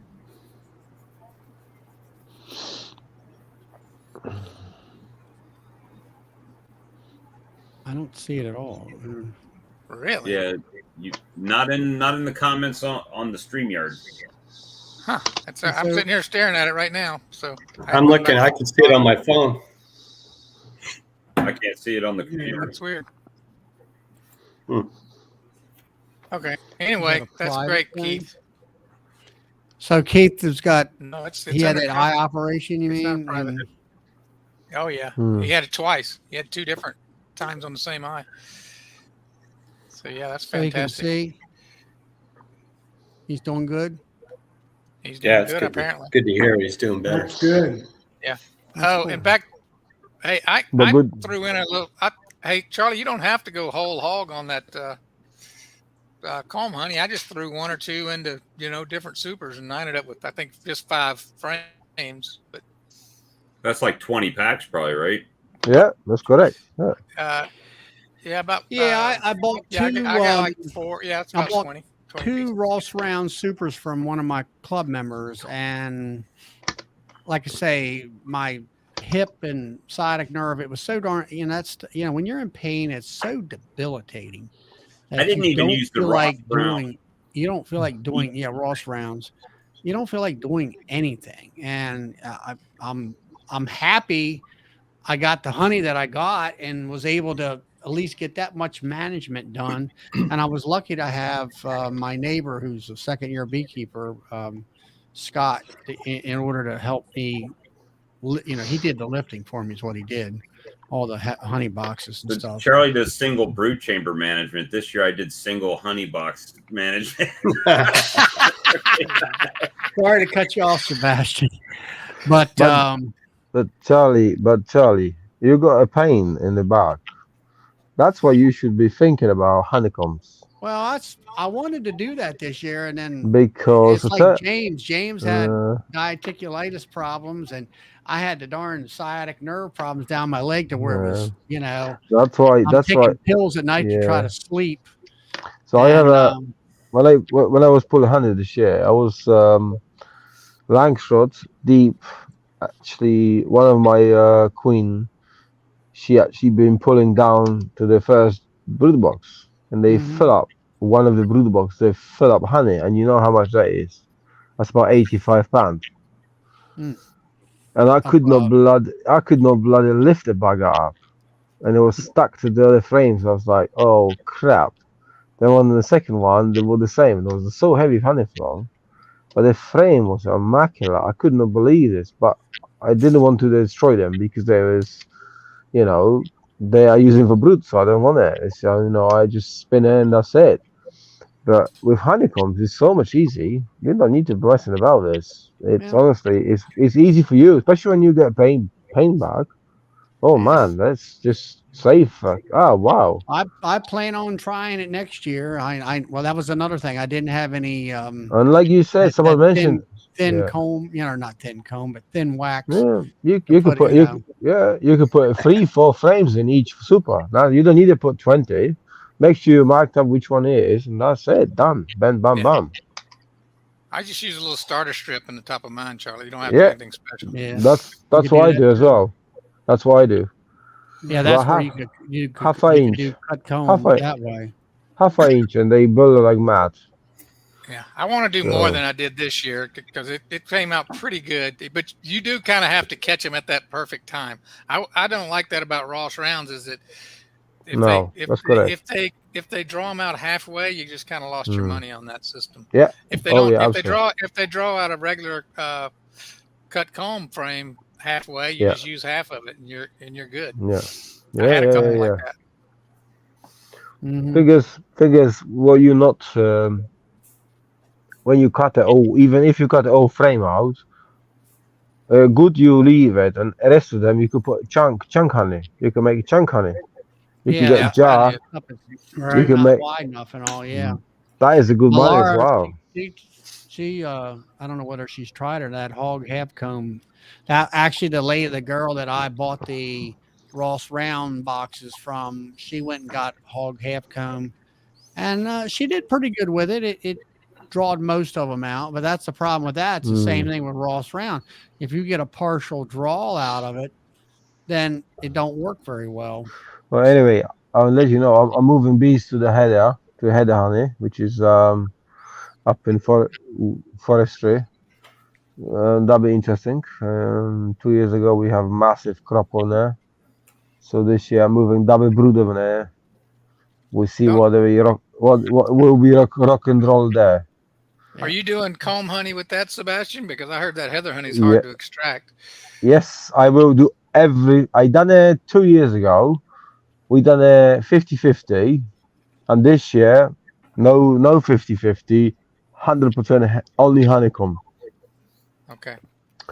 That it's a premium price as well. It's here you get sell 8 ounce and about 12 to 15 pounds. So probably about $20 in your Yeah. Yeah. Stephen, I do good. use.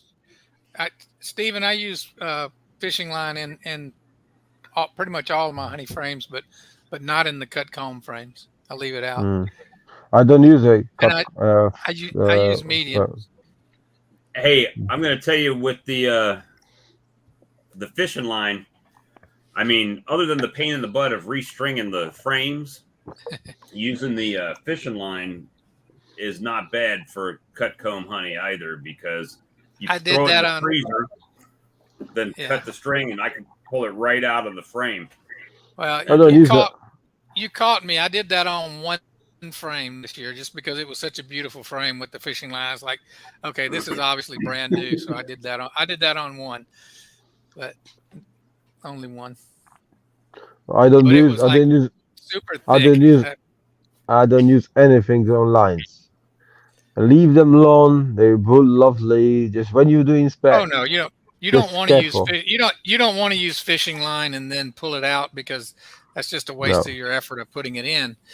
Yeah. But like I said, on one of mine, it just happened. It was brand new. It had just been put in this year, and they drew it out Lovely. about 2 inches thick. So it was. I did do one like that. All right. Well, that's all right. Anyway, I'll leave you alone. I'm going to go bed. It's What bloody time is raining it out. there? After you What time finish is that pint it? you're sucking on over there, I saw that big can. Pint of water. Hey, it's my weekend. You know why? But all day, you know me. Normally, when it's not raining, when I'm finished my shifts, I normally do beekeeping. I can't do beekeeping. It's bloody raining all night, all day. Tomorrow, all day raining. So you know what? Have a rest, me. Have a get relaxed. Sleep in. Yeah, I need to relax. So family and your health come first, you guys. You remember that. That's number one. Especially I working nights for the last 7 years. Not easy. So, but I'm okay. I'm good. So keeping going now. Man, and you can work that bees all day. Yeah. Yes, I do. Our plant get bigger, so get about double or 3 times size, and I can't be soon. So watch out. So All right. it's not Cool. not easy because it's expensive equipment here. Very expensive equipment in this country. But Everywhere. well, yeah, no, wood is very expensive here. Wood is very expensive in this country. The price is crazy here. I don't understand. That must But- be part of those Canadian prices too. They're always high up there Speaking Well, of then- on Canadians, everything. Hey, Alex. I didn't do anything. I swear. Oh, hello, I seen, Alex. I seen your video today or this evening. You know, checking the nukes and I did having a start better- it, but not finish. so So what do you think about it? it looks good. I mean, those nukes? Are they drawing that comb out better now yeah. since it flows on? Yes. No. The basswood tree is already tapped out, but my strongest hive drew and filled 2 medium supers in 1 week. Yeah. Like they went to town on that tree. It's completely like all the blooms are already withering. Now, Very did you solid. learn a lesson yet? That you always take empty honey supers to the bee yard Oh yeah. instead of making 2 trips. Yeah, I gave them two. It's gonna be enough. No, but I did have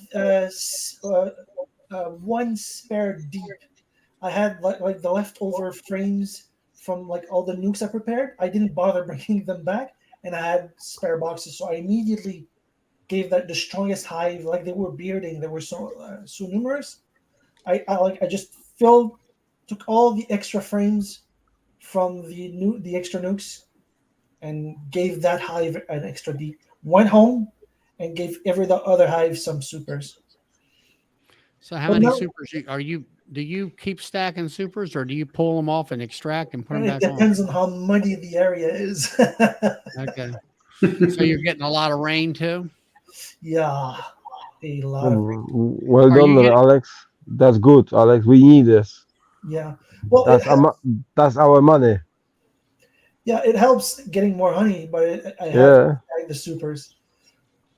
But yeah, are That's you correct. getting any of those are you getting any of those storms that like Vermont's getting? I know you're just got north of one, that. pretty bad one a few days ago, actually, yesterday. Yeah, it was pretty intense.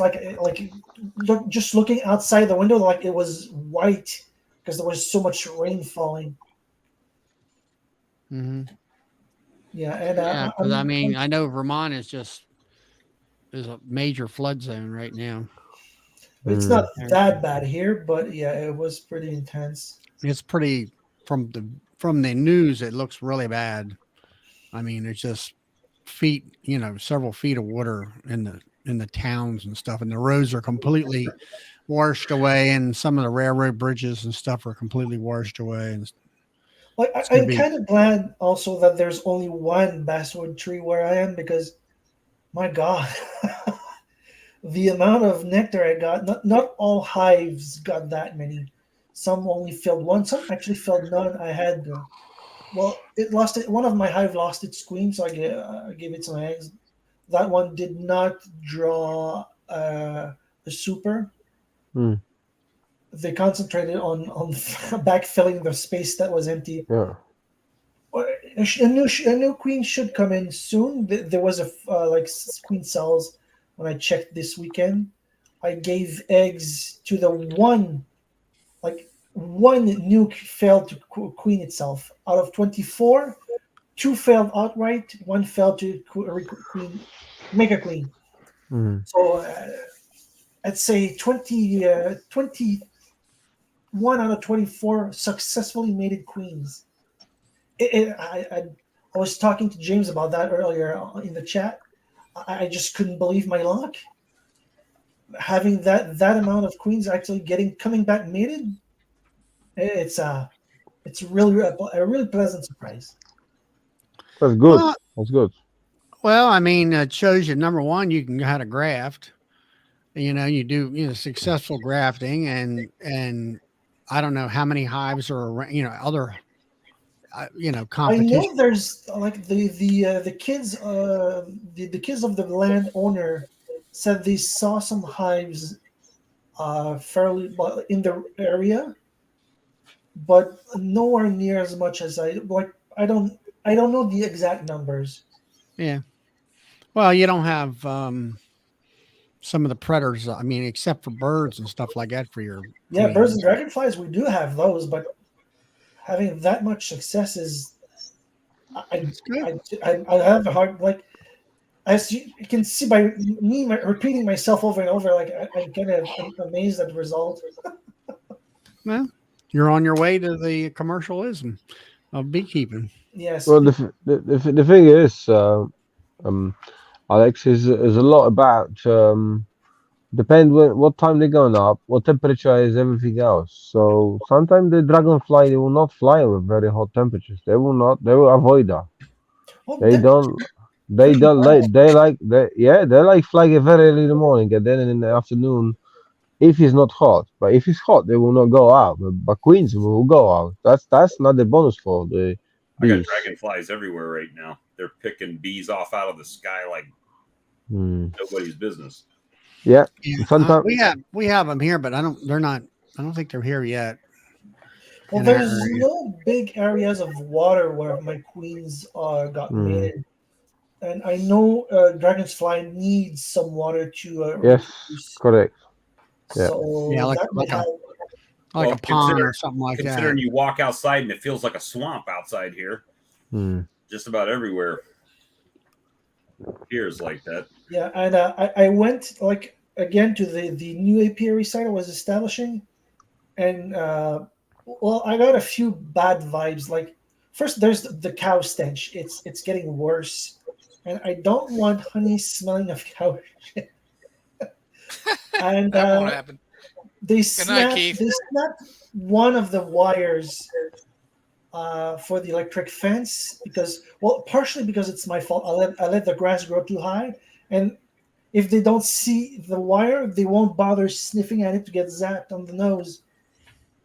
And the farmer has shown some hesitancy, so I think tomorrow I'll go on a scouting trip, see if I can find another site.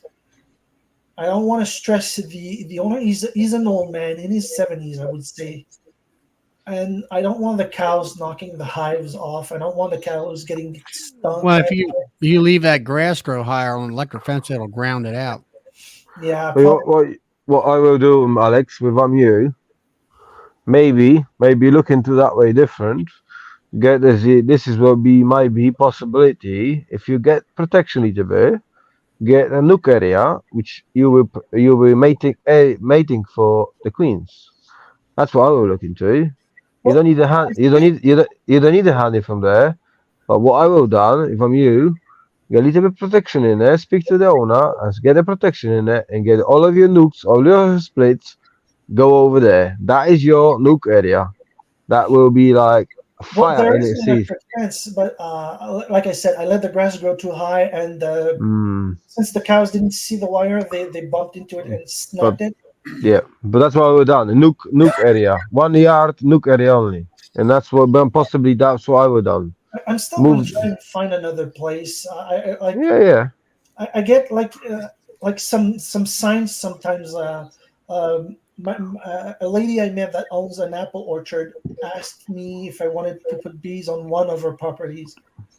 So When I went there, like there was a little child they were babysitting. Like she was 2, and the guy wanted to have the hives like within two or 300 feet of the house. And then after that, like that doesn't feel good. And when I contacted the city, they don't allow hives at all there, so that solved the problem. But every time I get those kind of hints, I better look for another place. I can still the hives are still small enough that I can easily move them in my small car. did you? So I had a referral today. My neighbor knew when he was a kid farmers, and he told me like, give my name, it might help you. So tomorrow I'm gonna go on a small road trip, see if I can find another place for my second bee yard. Well, have you started? I mean, you're hooking up with the apple orchard about selling your honey, aren't you? Sorry, what? You're going to sell the honey there at the apple orchard, aren't you? Yes. Okay. And eventually, I hope to get bees there because it's biologic. What do you call this in English? Organic certified. Wow. That means no spraying in a 4 kilometers radius. That's about 2.5 miles. Yeah, correct. There's no spraying at all there. Yeah, so that's that's good. amazing for bees. Yeah, absolutely. So, did you But guys it's see far. that? Did you guys see that James is so strong, got so many drugs in him? He just admitted to starting a Canadian Fires. You see his comment there? With his fence. You need to erase that, James. You have the local police there. Burning He's gonna them. have the RCMP drop by his house. Too many drugs. No, seriously, I hope he gets better soon. Oh yeah, he's poking fun at enough people. He's got to be feeling better. Yeah. Well, easy to poke fun at shit. drugs tend to do that, make you feel bad. He's fighting back. The pharmacist over there in the corner is like laughing a bit. How about What's that? I hear you giggling when I mention drugs. Yeah,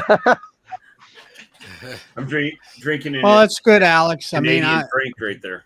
hey, Steve, um, it's good to, that you got some, positive, Go. news and positive gain and, getting your queens back. And it's all, puts you forward towards more hives and stuff like that. Hopefully you can get some new locations as you get bigger and everything.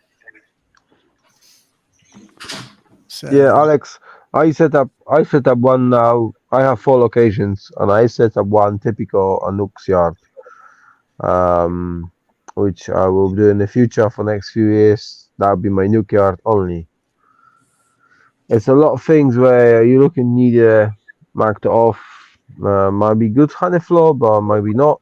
But might be very good to get actually Nuke yard from start to spring through the season, all that etc. So that's what I done. And I think that's what I would, if I'm you, that yard where you say is a cow smell there. I will actually No, go look it's in. pretty I intense. will look in to get you typical nuke yard in there, just a nukes, nothing else. Make a splits and get over there. Splits over Well, there. I'm speaking of like I might actually use my current bee yard as a queen mating area because it's going really well there. And I know a beekeeper before me that went there used to make queens there too. So my guess is this is a great area to make queens. Yeah. So yeah, There's your I'll buddy sell Charlie things. Nancy. There's Nancy. hey, Nancy. Don't see So it. what's up with Nancy? She's just had a not on. good honey year. I think the last time I heard her talking about it, had a lot of honey Hmm. and all that. I think she had more than I got. Had a couple different spins of honey and all that. So yeah, we're hot down here in Maryland too, Nancy. Anyway, enjoy your evening or night. I'm off. Have a good one, guys. See you later. All right, Have a good Matt. one, Sebastian. Enjoy your drink, Bob. Cheers. Cheers. See you, bro. See you guys. All right. See Have you. a nice one. See you, Alex. Bye bye. Bye. Nancy took off 800 James said pounds. she That's probably good. has a lifter. Huh? James said she probably has a lifter. That's why she got more honey. Yeah, maybe. She's not afraid of cut comb, I bet. She said about 800 pounds. Yeah, but I that's good. think she did a couple of different, pools of honey and stuff and all that. So how's it out in Texas there, Phil? Is it hotter than hot? Well, yes, it is. I think it was got to like 104 down there. I'm checking the weather and being glad that I'm here, but I got to get up at 5 a.m. tomorrow and drive 14 hours back home. And but Sunday, the high where I live is 91, which is way below what it's been. But then Monday, it's back up to like 103. So it's got one day of break, and then all next week Yeah. it's like 103 to 105. So, and that's really hot for this early. Maybe August will be in the 90s. We'll see. Mm-hmm. I can be hopeful.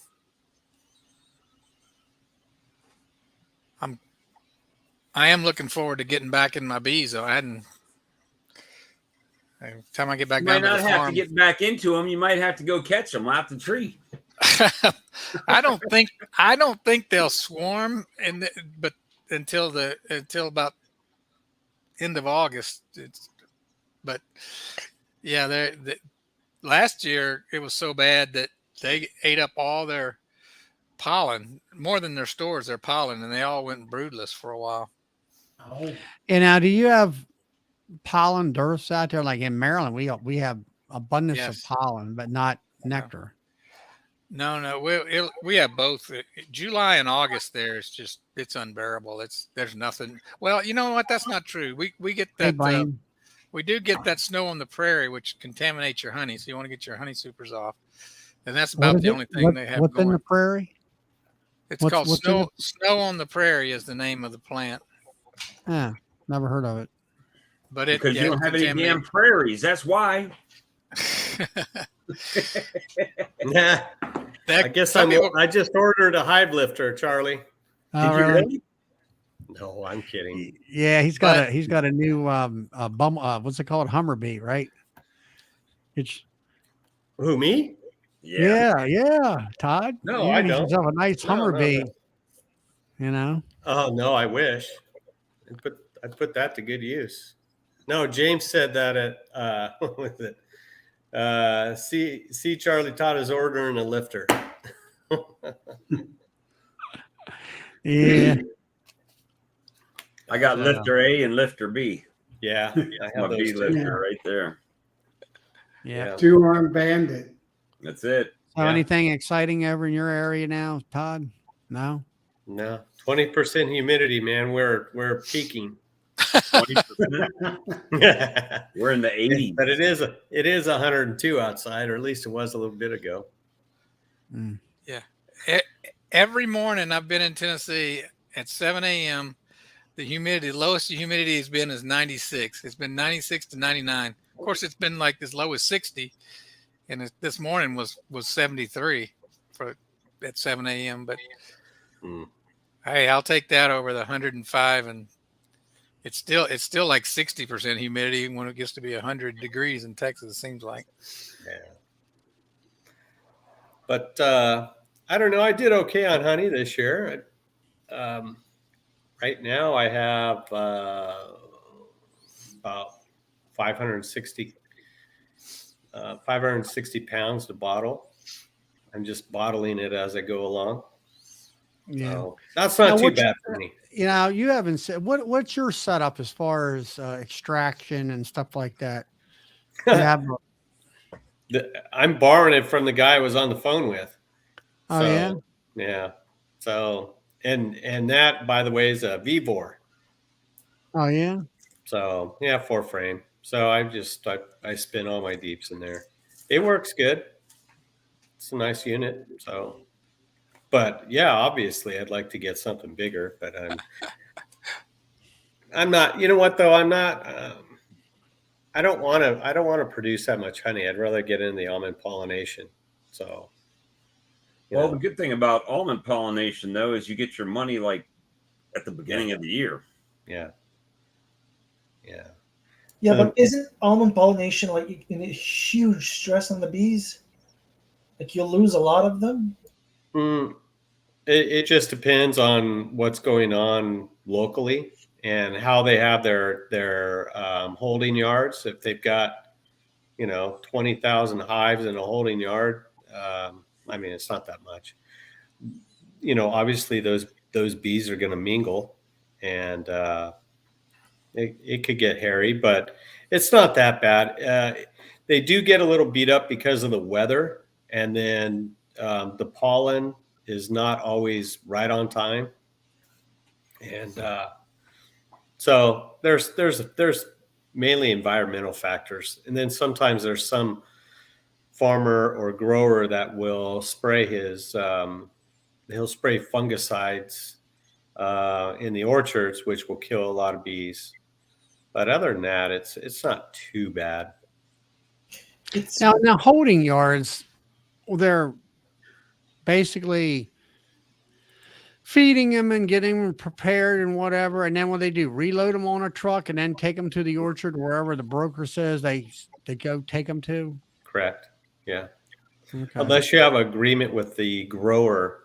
If you've been a beekeeper or the grower for 10 years, 15 years, grower is probably going to say, yeah, just put them here in December, bypass the holding yard.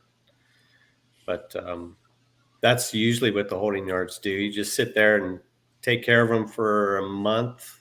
They acclimate to the weather, which is topsy-turvy in December, but in January. And then February's kind of up and down. February, they might go into orchards early. It just depends on the weather, but it's usually, well, I take that back. It's usually February 12th, I think, is the time that you have to have them placed in orchards. That's kind of the yardstick or the measuring stick. Well, isn't that what you're doing now, Todd? Is you got them in an organic orchard or something, don't you? No, I have them at an organic farm. So there's tons of everything out there.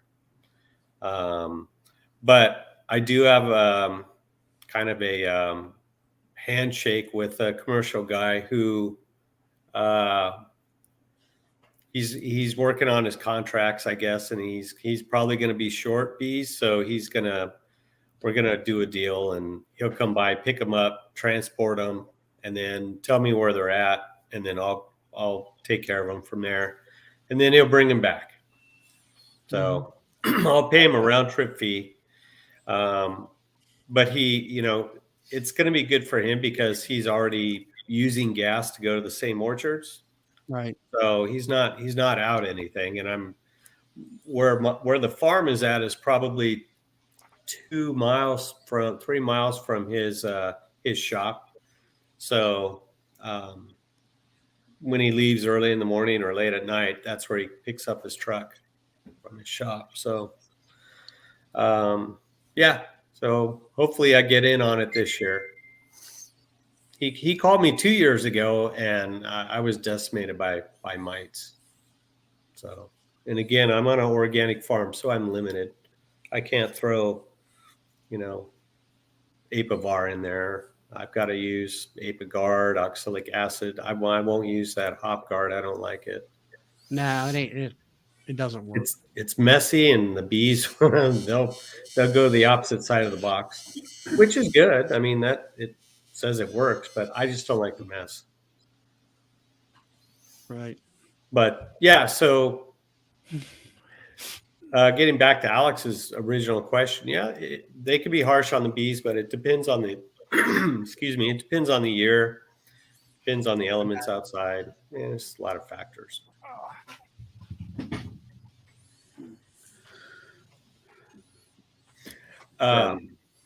Charlie gets up and leads his own show. Charlie just left. He didn't even say, "Hold on, I'll be right Sorry, back." I'm sorry, Charlie. I didn't mean what I said. If you got offended, but I was listening to that tape of that Dustin's tape when I was out. I was doing a hive count for strips in the morning, so I was listening to some of that. So I'd like to revisit or visit that video later on and see what's what. But what a mess! Yeah. It is what it is. I mean, Yeah. and we'll probably even no matter what we hear, we're only going to get. What is it? Lou Holt said, "You're not." He used it in a football reference, as in, it's never as good as you think it is, or as bad as you think it is. It's somewhere in between. Yeah. And that's the same thing, right? No matter what you hear, it's going to be he said, she said, something in the middle, Well, I have to agree with what Philip said about he's not going to jeopardize his future on, Cayman is not going to jeopardize his future on something like that. And I don't believe he did it either. Why would he do that? He has every reason not to do it and grow it. It's just It's ridiculous. I think there was just a disagreement in where the funds came from, and someone said, no, don't do it yet. And he mistakenly took it or something. Speaking of Cayman, what was the big announcement? I didn't watch the stream. He's not a part of life anymore. Really? He's the last guy in the bee world. Alex is going to be the only person at Hive Life next year. Well, I didn't buy any tickets yet, so. Well, don't. Well, I was just seeing the comments that were coming on to that video's feed. Just not watching the video, just refreshing to see, it's got 404 viewers, Larabi says Larabis will never attend the Hive Life conference again. Consult your attorney about how to run a conference with no community behind you. Well, yeah, he like you said, Bob, he fired the wrong person, or the wrong person left. Right. John Hill from Hilco said, "Thanks, but no thanks. You have proven to be an untrustworthy source of information, sir." And then you got the other side of the coin, right? I don't understand how anyone can listen to this, see the proof, and support someone stealing. Albeit Hive Life came in as not only committed a crime, he tried to take down and defame the company he stole from. But I don't know that guy. If it wasn't for I'm Cayman, missing there wouldn't something be any of that. Right. Anybody that stands on that side of the fence has to realize that there would be no Hive Life if it wasn't for Cayman. Period. Oh, I agree. Yeah. My question is did he have partnership? It in was the- a non-profit in the first one? organization. It was a what? A non-profit organization. It was set up as a non-profit, from what I gather. I am completely in the dark. What the heck happened? My God. You Poor are in the Alex. dark, Alex. I was busy You sorting are it the out. only one on the planet that didn't hear the news. No, I didn't. So that's why I'm asking. I'll let Bob explain it. He could. Well, Yeah, Bob does. I'm only going to say what we know, which is Yeah. not very much. No. So Wednesday night on the stream team, came on for about 5-10 minutes at the very 10 beginning. minutes tops. And he said that just wanted to let everybody know that he and Laurel are no longer associated with Hive Life. He didn't go into any details. He just said that him and his buddy Dustin had a fallen out and they've parted ways. That was pretty much it as far as that. But he did say that he and Laurel would be having their own conference, and in 7 to 10 days they would have news come out, right? That they would publish something.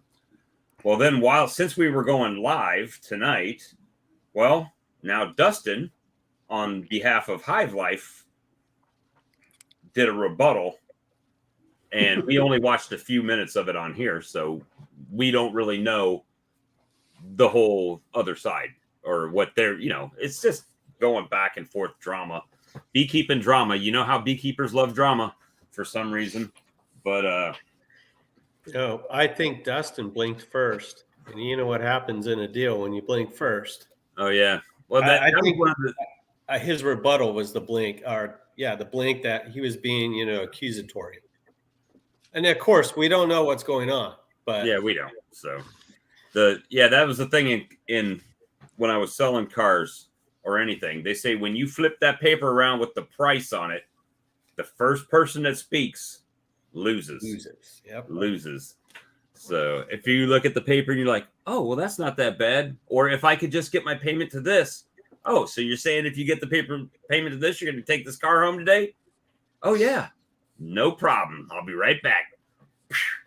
Whip the numbers around, put it back. Look, payment's at $450 for 100 months. But you wanted $450, so here you go.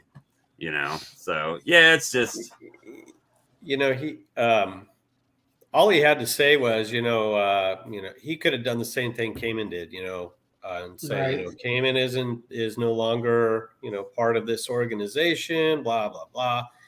But instead, he sounded like he was trying to make his case to the public, which is kind of fishy. Yeah. And then he was constantly drinking water and he was coughing and dry throat. Yeah, I heard you say that. Yeah. And it's like, and just his posturing, I guess you'd call it, where, and see, we don't know the specifics of the agreement prior to the breakup, right? So we're only seeing the ugly end part. We're not seeing the, hey, I agreed you're going to get this much money. And, we don't know any of that. So all we can say is, this is what this guy said. This is what this guy said. What is it that the two things guys usually argue over is money and women. So, I mean, you can cancel one of those out. Right. But I think it always comes down to, like Phil was saying, greed. It's what it is, I just don't Yeah. think Cayman is that way. There's not been one instance on any videos that I've seen or any of his talks that I've watched where he would come off greedy for 1 second, and Well, he doesn't need to. So, I mean, he's got so many hives in his Yeah. business. Honestly, if Cayman stepped all the way back from YouTube, conferences, and all that, he would be fine. yeah. He's doing this for whatever reason, but money is probably not the root of that evil. You know what I mean? Yeah. And I don't think money was even why he developed Hive Life to begin with. He had a purpose. He wanted to bring a lot of the vendors together to help, beekeepers get good deals on equipment and come together for lectures and to learn. That was his whole purpose. His whole purpose was not to make And then another thing is he was tired of the beginner beekeeper status quo in everything that anybody put on. And he was wanting something for the intermediate to advanced beekeeper sideliner to commercial to have a place to go. Yeah. And that was one of the things that he was trying to, Yeah. Right. Well, promote. It kind of seems like it's dead in the water right now. Hive Oh, yeah. Life did allow Cayman to, finally quit being a truck driver, and he's able to support his family off of what they're making off of Hive Life more so than beekeeping for sure. But that's fine. That he should, because he's took something and made it wildly successful. He should have the benefit of that. There's no doubt about that. Right. Agreements were, and what their chances are, they had a very loose agreement in the beginning, and then they had a falling out over, who had access to the money and for what is what it sounds like. Now, whether or not he violated, I don't know enough about nonprofits and what you can do and who has to be in agreement and all that nonsense. But like I said, to let the deal like that fall, which is probably would fail over $50,000, to me is very short-sighted on somebody's part. Yeah. Very short-sighted. Hive Life is going to die without him. I'm sure of it. Oh yeah. Well, it's already the done. marketing half that publicized that got people there was Cayman. Yeah. I'm Absolutely. just telling you guys what I would have done in that situation, and this is just me. I would have said, if say Cayman took the money to buy a truck, like you said, I would have said, you know what, Cayman, you did it the wrong way. Let's back it up and let's figure out how to get you that money the right way, so we don't have to pay so many taxes on it. I would have never said, threatened you're going to go to jail and all this other nonsense. Yeah. I don't even know why that makes that guy brought that up. That makes no sense at all to me. There's not going to be any jail time over something like this. There could be a judgment. And that's why I was saying, why would he even have to, get in the minutia about it and plead his case in public? He's just trying to make it look, make Cayman look bad for some reason. Yeah. And again, we don't know. And I got a gut feeling that his attorney said, I wouldn't go online. I wouldn't go on YouTube at all with this, but if you insist on it, let me at least redact the document. Yeah. I doubt if he was saying what the attorney wanted him to say. It didn't sound like he was to me. Sounded like he was going to say it no matter what. Well, But, I think Cayman should hold it in Vegas at one of the convention centers there. Cheaper flights. The vendors would love it. The vendors that get in and out of there easy. Plenty of hotel space. Yeah, it's a great location. I just hate Vegas though. Personally, I can't stand it. But I've been to Vegas. I'd rather have. I like the mountains and the trees and stuff like that. I would too, yeah. But I don't think he could probably even hold it in Sevierville now, whatever conference he's starting. And he definitely can't do it during January because, well, at least the beginning. Why couldn't you? I'd rent the next thing and put it right there at the same time and say, we'll see which one wins. Well, if you get them too close together, the vendors might decide to go to both. So you don't want to do that. That's true. but Say, yeah, I like what a comedian said once. He said Vegas is like a stripper's pole. He said from a distance it's nice and shiny, but up close it just smells like ass and desperation.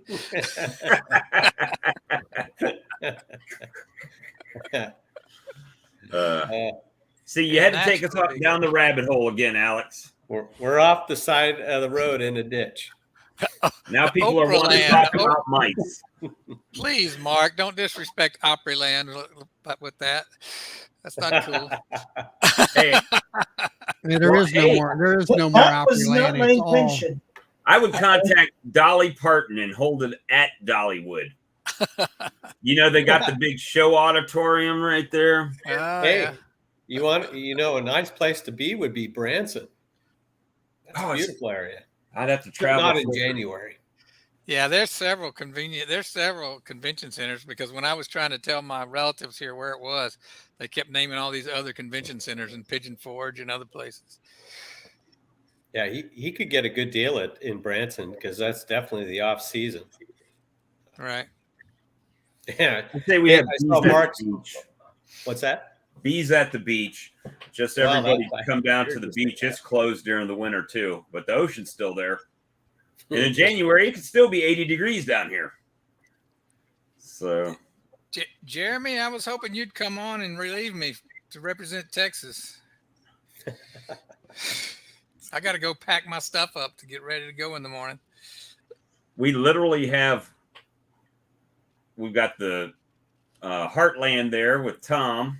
We got Charlie in the Northeast and Alex in the Northeast from Canada. We got Todd on the left coast over there. Yeah. And we got Philip in Texas. And that's Jeremy this whole says he's country, going to too. come on. Huh? I'd say Jeremy just said he's going to come on. He said he'll jump on shortly. It's Oh, he's Friday at the night. You dinner know Charlie's table. got to work tomorrow. He's eating. Jeremy's still on a flow out in West Texas. I can't believe that. Y'all see Yeah, I his watched video? that video of finally seen a mesquite bush. Yeah. Yeah. That's not what the And, mesquites look like where I am. Kind of reminds me of what that you guys have, that tallow, those long little Yeah, pods yeah. or whatever it is, Tassels or something whatever. like- Yeah, they look like that. They sure do.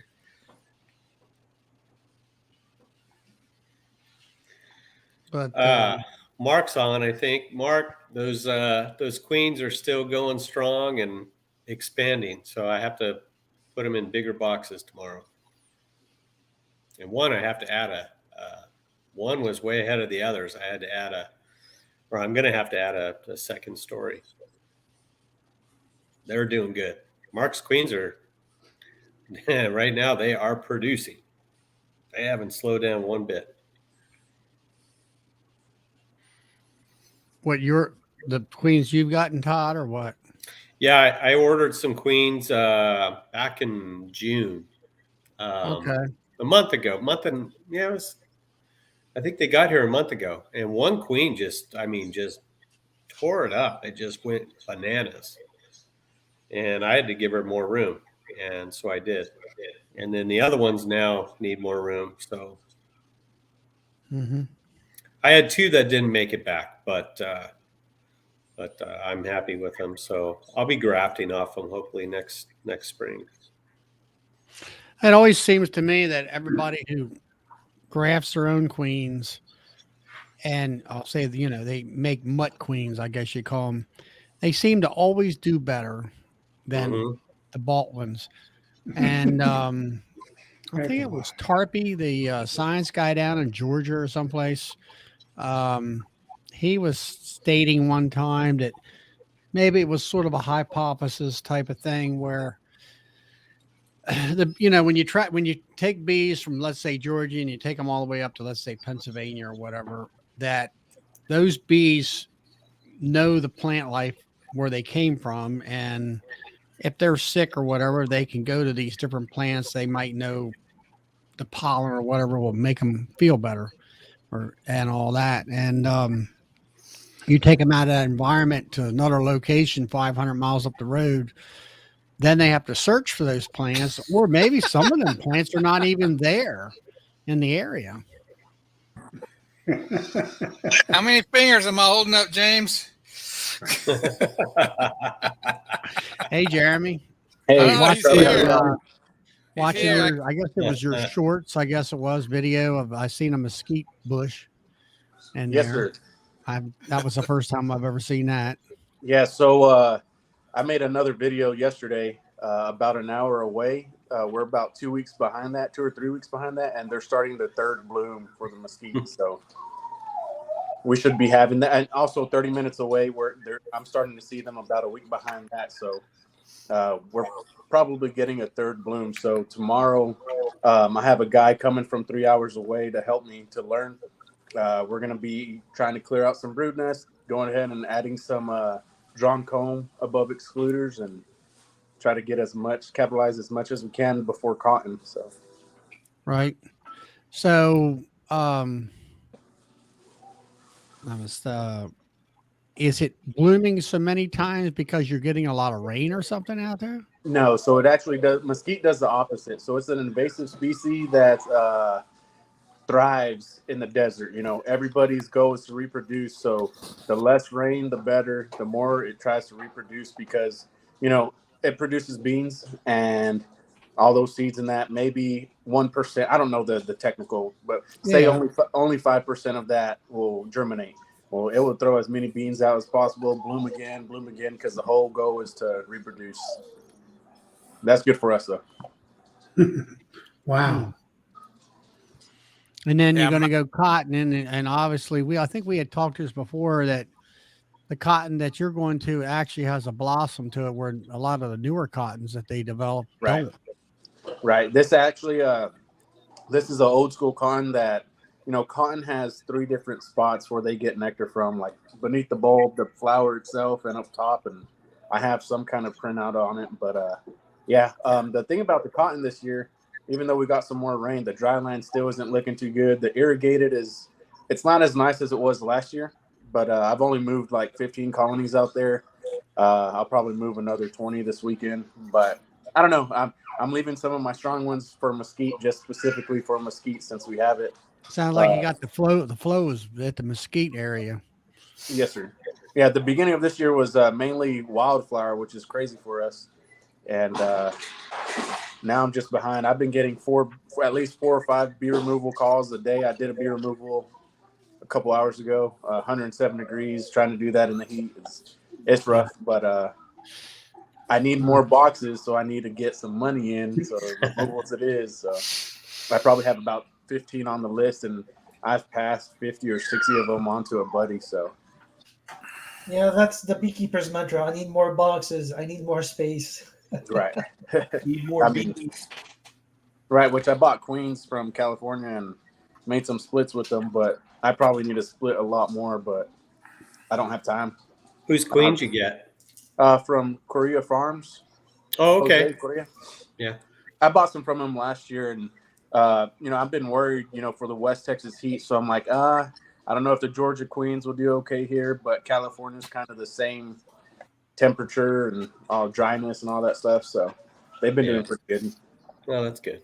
I like my grafted queens though, but I haven't had time to graft or anything. But they're also the cheapest. I get them from him for $24 a piece at $15 shipping. That's mated, so. Oh wow. Well, Does he do overnight, or does he do 3-day shipping? 2-day air. 2-day air. Yes, sir. That's not too bad.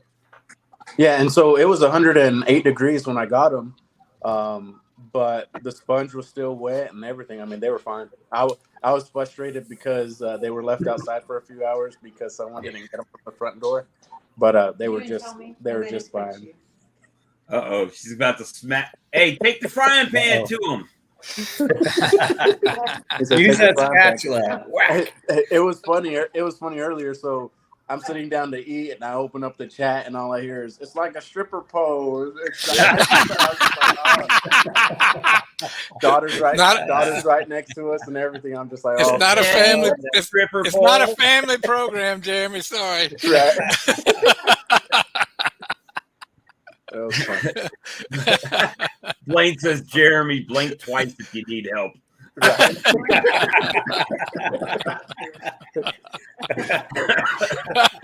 Oh man. He'll be calling the pizza company, or he'll be calling the police department, talking about, I need a pizza with extra cheese Right. to, To this address. yeah.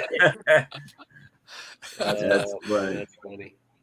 But no, this weekend, I don't mean to take over or anything like that. I know y'all been talking for a while. I've been watching most of it, but I haven't been able to interact much. But this weekend, it's going to be busy for me.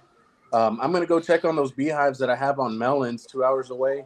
Last time I was there a couple of weeks ago, it might have been 3 weeks ago now, is when I gave them that rocket fuel, and I want to see how they look and maybe add boxes just to see. I haven't fed any of the ones here because, of course, we have a flow like crazy. My last They wouldn't video take it anyway. was that They probably wouldn't take it anyway with the flow. Yeah. they don't even take honey in my front yard from the uncappings or anything like that. But also, I had a bucket on me yesterday. If y'all have me on Facebook, y'all probably saw. But I had a brand new bucket, 5-gallon bucket from Lowe's. All of a sudden, I walk into the garage yesterday, and there's just honey all over the floor. And for some reason, I don't stack them on top of each other. It gave way. So I lost it probably melted the plastic. It had like a right in the middle of the circle. It was like a Y of just a crack, and I probably only had about 50 pounds in there to begin with. Excuse me, but lost about 1.5 gallons on the ground. So I'm glad you caught it. That's his boy. See, I would have caught it like the next week, and there would have been 60 pounds of honey in the floor. Yeah, all of it. yeah, And it would have all crystallized up or gotten hard to wash off the floor. right. Yeah. Right. Yeah, thanks a lot, Jeremy. I got 10 5-gallon drums sitting in my living room at home that I hadn't seen in a week. So now I'm not gonna be able to sleep tonight. Right. Too many pills, stripper poles, melons. I loved on the wrong channel. Stripper poles and melons. Yeah, there was one of my members in the club. He has hives on some watermelon, and Hope said he had three brand new buckets from Lowe's break this year. Get those buckets at Tractor Supply. Those are the best. Have you pulled any melon honey off, like a kind of segregated it into one type of honey? And watermelon honey.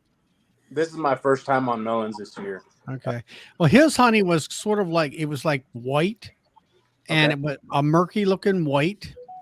And I didn't have time I tasted it, and I could definitely taste a totally different honey taste I've ever tasted before. It's kind of like sort of like a peppermint or some kind of a mint taste to it or something.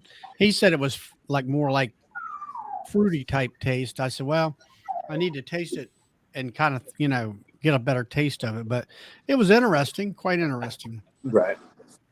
Now what's mesquite taste like? Brad's tiptoeing in here. Yeah, it's good. Brad. Mesquite is. You're gonna have to go back and look at the reruns.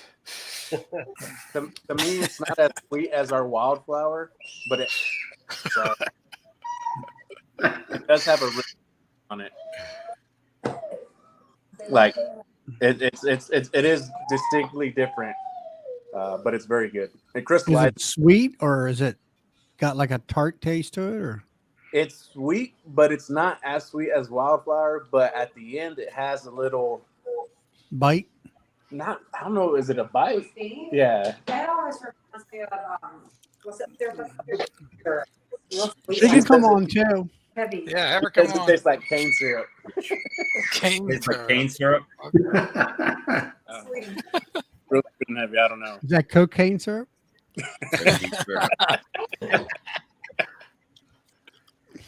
But After cocaine It's beans. a rare night tonight. we've got some wildflower here. Yeah, that's like mine. And well, this was a little darker. The first batch was a lot lighter. Here's a batch. Our cotton is almost clear, but here's the batch of the mesquite. I'm sorry, I can't. It looks nice. Okay, it looks good. Looks really good. Yeah. I mean, what it is. So Some stuff's like today when I did removal, there's some super clear honey, which had to be mesquite because that comb was less than a month old. And then there was some super dark honey, which some people say there's different stuff out here, but I call it wildflower. I mean, it all just depends. Maybe it's buckwheat. Who knows? Brad I don't even Brad think. from Cajun Homestead said if keep up that talk and Hunter Biden will log in. Oh goodness. Yeah, be careful. I got a comment taken down when I commented on the White House cocaine. All I said was, did they try to cross match it with the cocaine that was found on the hooker's backside? That's all I said. And then Well, of course, that's going to get flagged. They Sweet told me- melon honey, keep it off. they told me that violated the democratic standards. I mean, the community standards. Oh. All right, so hey, here's a picture that I got texted to me about. They were talking about the auction and the jars. They got the most favorable response. Okay, and I don't know if I can. Can you see it? Make me big real quick. Raise it up higher. There, that it's above your name now. I don't know if they can read that. I can't read it. 5 jars. Can you make him bigger? Jar 5 and five jar and jar 2 Charlie found. can make it bigger by making me bigger on the screen. All right, that's cool. We can do that. Let's try that. Mute, edit, solo layout. There we go. No, It there. says jar 5 and jar 2 found favor in the auction. So jar 2 was a bear, so it was able to get 41 cents more per jar and 50 cents or 48 cents for jar 5 over there. And it said jar 1, which is the queen line skep jar, got the lowest. Oh, okay. So are they talking about marketing then? Yeah, so there's a whole research video out there about how the National Honey Show, they Yeah, were that talking was- about which jars were most eye appealing to the customer, I guess. Yeah, somebody was commenting on that earlier. So this I think it was they were talking about Dr. Debbie Delaney. Probably freaking James out right now with that phone going back and forth. Here, James. So that's a glass honey bear, I think, but still. Yeah, glass honey bear. Yeah, Debbie, she actually teaches right up about an hour from here. I've had her at my club and stuff. Oh, I could have done it. You're smart. I got a new phone. My other phone wouldn't turn sideways like that and show Yeah. better. But I did go to the beekeeping supply store, or what was formerly known as a beekeeping supply store, because they didn't have shit in stock. Nothing. So they actually had a thing on the door that they had 40% off of all their suits. And I'm there thinking, well, you know what? I could use a ventilated full body suit. And if you've got them 40% off, I'm your man today, right? So go in there. And unless I'm 8X or super medium, there was no way to get it. They didn't have any. It was just the oddball sizes, right, that they had left in there. So, yeah, didn't end up getting anything from in there. And it was like nobody in the lot. So it was pretty interesting. Swing and a miss. Hey, I just want to jump on for a few minutes. I didn't mean to cut you off, Bob, but I got to go pressure wash, get ready to harvest honey tomorrow, get ready to do a lot of stuff.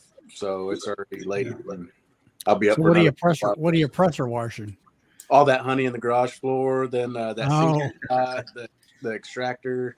I got to get all that ready for tomorrow. I'm starting my day at 6 in the morning tomorrow. So it's supposed Night, to Jeremy.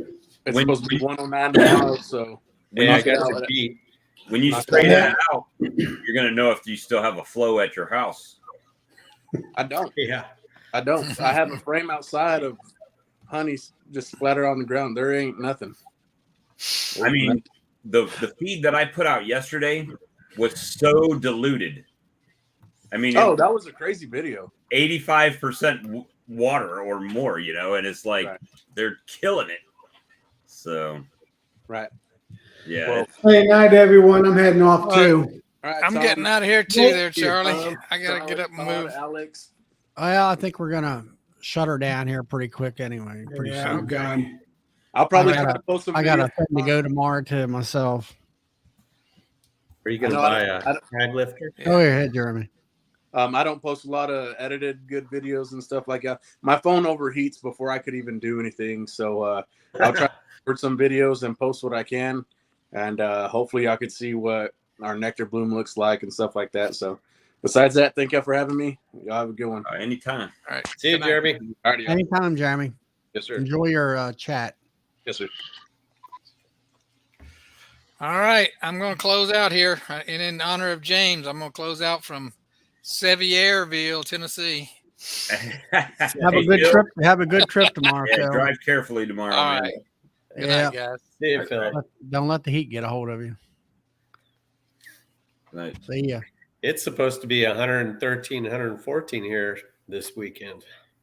I would take all the stings because I would not be able to wear a suit at all. It sucks. Even the ventilated one. And Alex, this will probably resonate with you, Charlie too. So when it's hot and you Todd too, we all got glasses on right now. So, when you get out there and that sweat starts running and you look down at a frame and it just Drip, drip, drip. And then I've had my glasses slip all the way off and they're just kind of flinging around on the inside of the veil as I'm turning. So it just might as well just leave the glasses inside. I'm only going to be out there for 2-3. I'll probably get out there about 5:30, and I'm just going to crack. There are they're doubles right now, so I'm going to crack up the top box, slide in 2 strips, oxalic strips, and close them up. I've got 70 to do. So I thought about pulling my double deeps apart after I take the supers off and just putting a double screen board in between them, see which side produces a queen. Yeah, I've done that. I've done that a lot. And then you move that and you're good to go. See what happens. Not that I need more bees.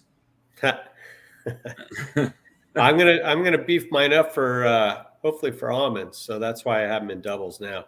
I'm not in the single brood management phase right now at the moment, but that's what I do up until this time of year. Robert, did you see that question, Charlie? Yeah, it's probably about 85 degrees, something like that. That's pretty much what the temperature's been around here. Sometimes it's up to around here lately. It's been around pushing 90, but humidity is only in the last 2 or 3 weeks. Humidity's been an issue. Prior to that, it was pretty darn. I mean, when I first started back in June, it was hard to get. Well, first the honey was really dry, and then to get into flow, and then it finally, there was some people talking about, warming up the extractor in order to get the honey to do something. And, you know what, though? My extractor doesn't have a problem.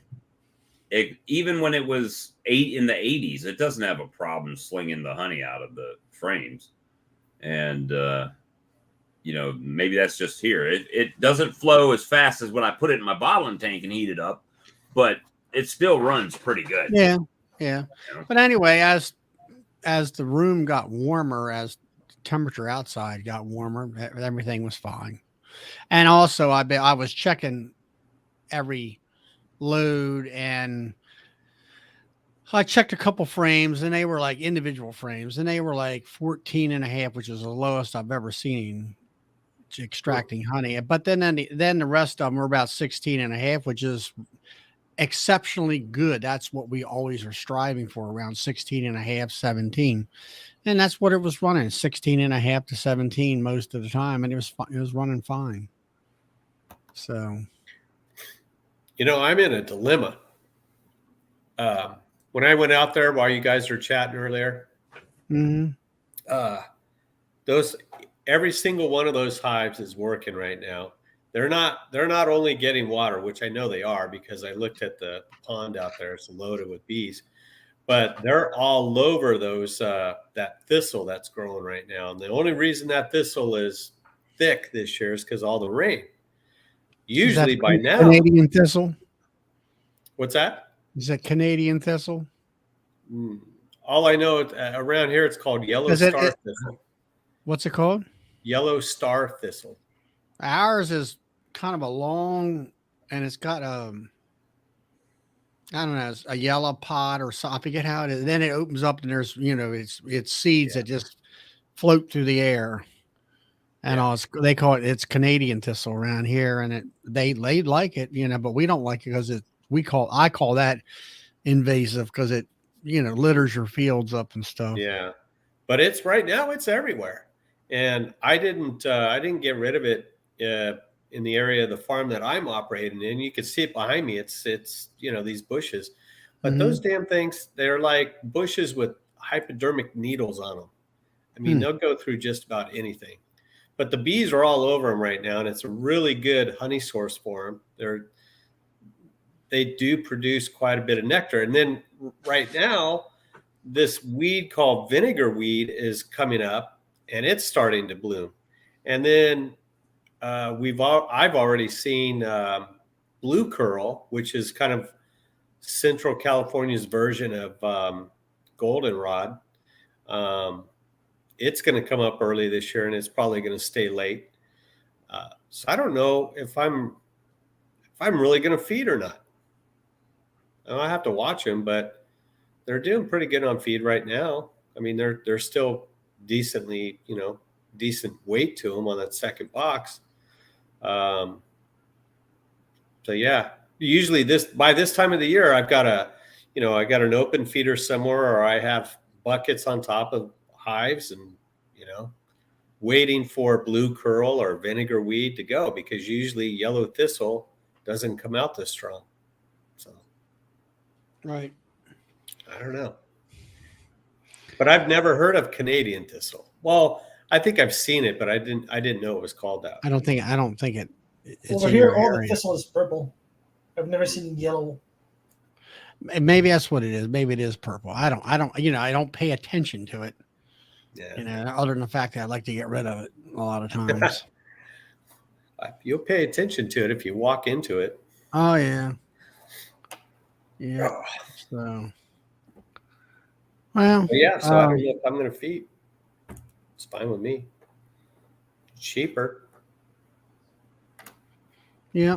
That's, just like here last year, we had the spotted lanternfly bug come into the area and put out all this honeydew. And it's really bad for grape producers, wine producers and stuff in the area.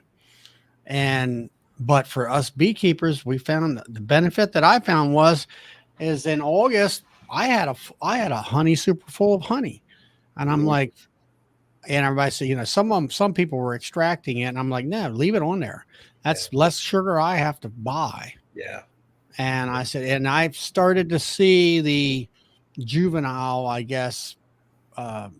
Maybe that's why your colonies were so good. They were eating spotted lanternfly poo all winter. Maybe that's what it was. Honeydew is a really bad feed for winter in Canada because there's a lot of roughage in it. It's really, really bad for the bees. The ash, they call it. Yeah. But I also fed apis and sugar water and all that. And so what's your thoughts on that, Todd? Are you still thinking about maybe a certain amount of apis and not every gallon going in there? After that night we talked about that, I thought about it, but if I want to have bees ready for almonds, I better be doing it. Right. I need the population. Yeah. So, I'm more than likely going to do it. I could pretty much say I will do it. Brad's talking about this here, whatever you call it here, chrysanthemum. Oh, the Canadian thistle. That's the Scientific name. Is that what it is? It's the smart people. Sericium man. Arvins. Yeah, Todd's Yeah. are. Jamie, yeah. I need the population, so that's one way I know how to do it. Well, that's what I've learned in the last couple of years with, in watching the population of bees in my honey supers. If the honey supers are full of bees, you'll make a lot of honey. If the supers are half full of bees, you're going to make half the amount of honey. Yeah. And that's what I found. And if you got double the amount of bees, the trees make a lot of bees. Yeah. The only reason I went out there tonight is I had one more box I wanted to pull. And I left the excluder on, and there was some brood in it, really fat frames. But there was brood in about 2 or 3 of the frames. And I saw it last Saturday, and I thought, well, by this Saturday, it should be gone. Those little ladies robbed me blind. They took most of it downstairs. So I'm like, crap. Mark wants to know whether I was feeding your nukes before they superseded.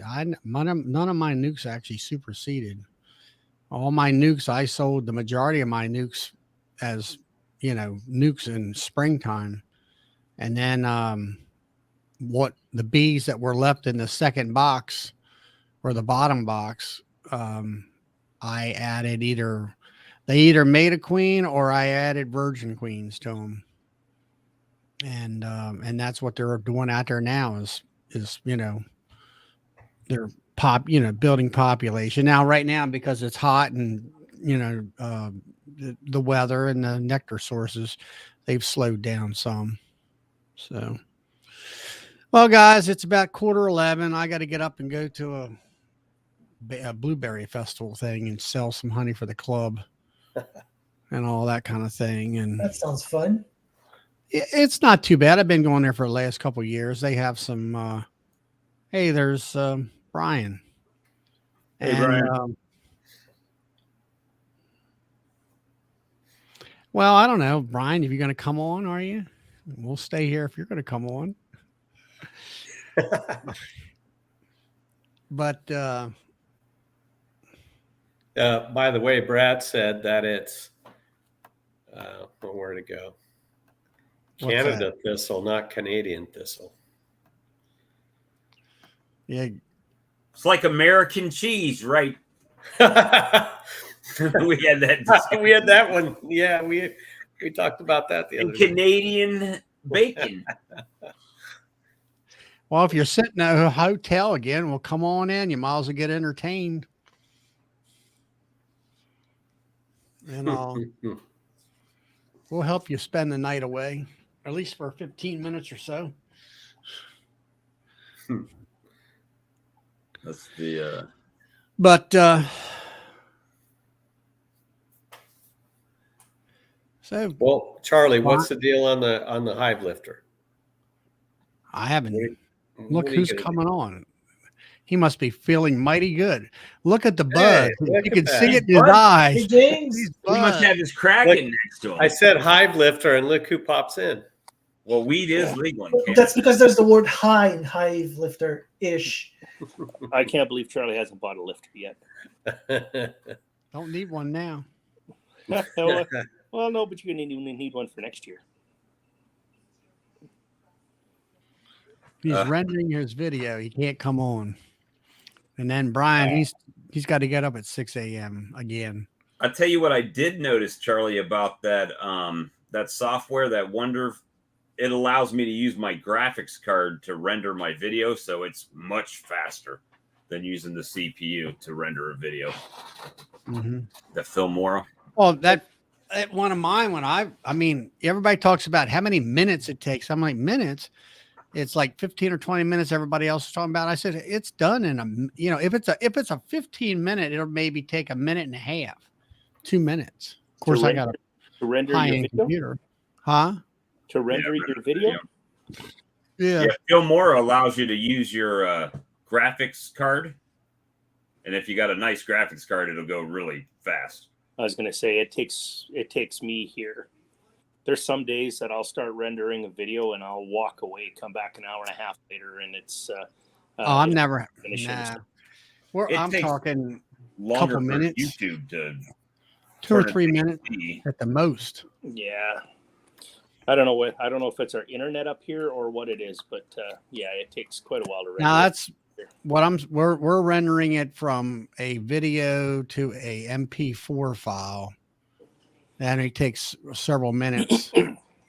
And then it only takes, by the time I get done typing in everything in the YouTube, it's uploaded. The only problem I've had here recently, or today or yesterday, was I uploaded a video about wax melter, and it's checking the whatever you call it, the patent rights or whatever, and it's been doing that for a whole darn day, and I'm like, what is the problem? Blaine said an hour and a half Canadian is only like 15 minutes in the US.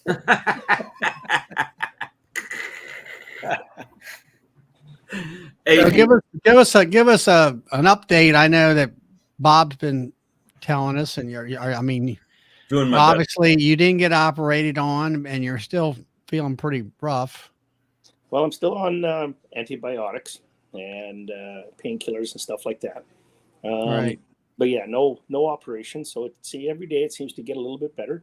Now, is this something that's new for you, or you've had a problem? No, I didn't know I had any issue at all until last Friday morning at about 2 a.m. I woke up in excruciating pain and had my wife drive me to the hospital there. And wow. Yeah, from there, which is actually the pain was so bad, I actually passed out in the hospital. Oh, wow. And they didn't take long to get me into a CAT scanner. They diagnosed it very, very quickly. And then from there, it was straight over to the surgeons. So I had a team of 4 surgeons that consulted with me every day, twice a day, basically 7 a.m. and 7 p.m. Obviously, the best way to do this is without surgery. I prefer to keep my intestines. But so it seems to be working. So this was the first I knew I even had an issue. Yeah. Did you happen to think back? Did you eat anything in particular that might have flared it up, or? No. And I mean, we've gone through this lots with the doctors and everything here over the last week as to, was there any signs? Did I have any pain prior to? And there was nothing. It literally. Yeah. And down I went, which is apparently very unusual. So what the surgeons figure is that's where I got the pain, is where the perforation let go, or perforations let go, and just an instant infection, if you will. So yeah. Well, have you got? I know you had a friend up there that's helping you with your honey and all. Is he able to kind of keep up for you? He is. Yep. What we got going on here? I gotta go, guys. I got somebody at my bee barn. Oh, this looks like it's Alan and Sheldon at the bee barn. So I was just gonna say, normally I don't get notifications, but normally they'll let me know when they're going there. But so I do have. Obviously, I've got Alan and Sheldon helping look after some of the hives and the bees and stuff like that while I was gone. So that was great help. And call it just dumb luck or good timing, but I dropped 3rd and 4ths on most of my hives. Well, that would have been Thursday evening after work. So, literally hours before this hit, I dropped another box on just about everything out there. So good. So. Well, I'm really happy to see you're doing better. Yeah. Yeah. I'm just glad that you had a good friend that'll, kind of look out for you while you're in time of need. And did they patch it, or will it heal on its own? So they're hoping that it's going to heal on its own. So now it's a disease that I'll have to live with for the rest of my life. So it's always going to be there. So I've got to monitor things now through through diet, no seeds and none of that kind of stuff. Actually, that's been proven wrong. That's what I thought too. Oh, really? when I met with the surgeon and I met with the what do you call the person that does all the dietitian? That was all found to be incorrect. I guess a couple years ago. So it's red meat is still on the list. I am a hunter. I am a farm boy. So the dietitian and stuff like that says, well, just try to cut your red meat down to 2 or 3 times a week. I can do that. Right. But it's, a lot of it's going to be a high fiber diet. Things like that I'm going to have to be conscious of, and I'm going to have to be conscious of what my body is telling me. And if I start to get some aches and pains, maybe it's, I'm going to porridge for breakfast and maybe soup for dinner and maybe stew or something for lunch and clean things out a little bit. But other than that, it's not too bad. So the good news is I don't know if you guys can see this. Oh, that's cool. Oh, wow. So they're loading up. Now I haven't talked to them, and Alan is really, really good at all of that. But it looks like they've loaded up probably about another, I'm going to say 25 or 30 boxes. So I'm going to say they did some checking out there, and I'm going to say that a lot of those hives need another box. Mm. So, and you got what, 3 different locations now? 3 different apiaries. Yep. Yeah. Yeah, because the last time you were before your sick, your attack, I guess you would call it. It was you were out there in that new apiary out there next to canola and all that stuff, and it was. Oh yes, yep. All that. You were getting ready to pull your triple box, your nukes off, and then put them into singles or double. So we did all that the next day. All that kind of stuff. All of those 6s all went into 10 frame boxes. Right. And they were packed. So they needed the 10 frame box. So I'm pretty sure that they're probably, I'm pretty sure they would have filled up those other 4 frames. And I wouldn't be one bit surprised if that's where, these, 20, it looks like they're up to about 24 boxes now. That's where they'll be going. So right next to that field, they'll be, the flow is strong up here. We're right in the middle. Well, no wonder. I mean, the canola is as far as your eye can see to the horizon. I mean, it's, the amount of flow there for them bees. It doesn't, they can go any direction and have an abundance of flow. Absolutely. Yep. So, and that's what's good about it. Right. So, I mean, and I've got field or apiaries out there that's the same way for alfalfa and clover, as far as the eye can see, right?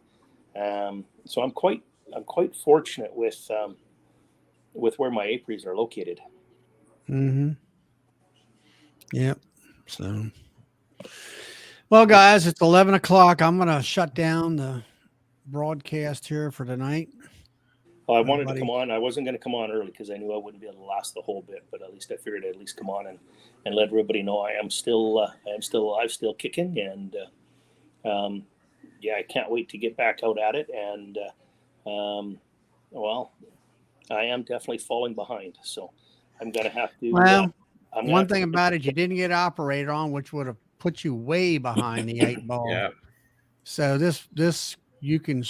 If everything goes well, as it seems, you'll recover a lot quicker. And then plus, like you say, you got Alan there helping you out, which is wonderful. And all. So, well, good to hear from you, James. I'm glad that everything is working out for you. So far, so good. That's good. So, all right. Well, I'm going to shut the broadcast down. Have a good night, everybody. And thanks for all the prayers and all the good wishes. Yep. Glad you're doing better, James. Thank you. All right. See ya.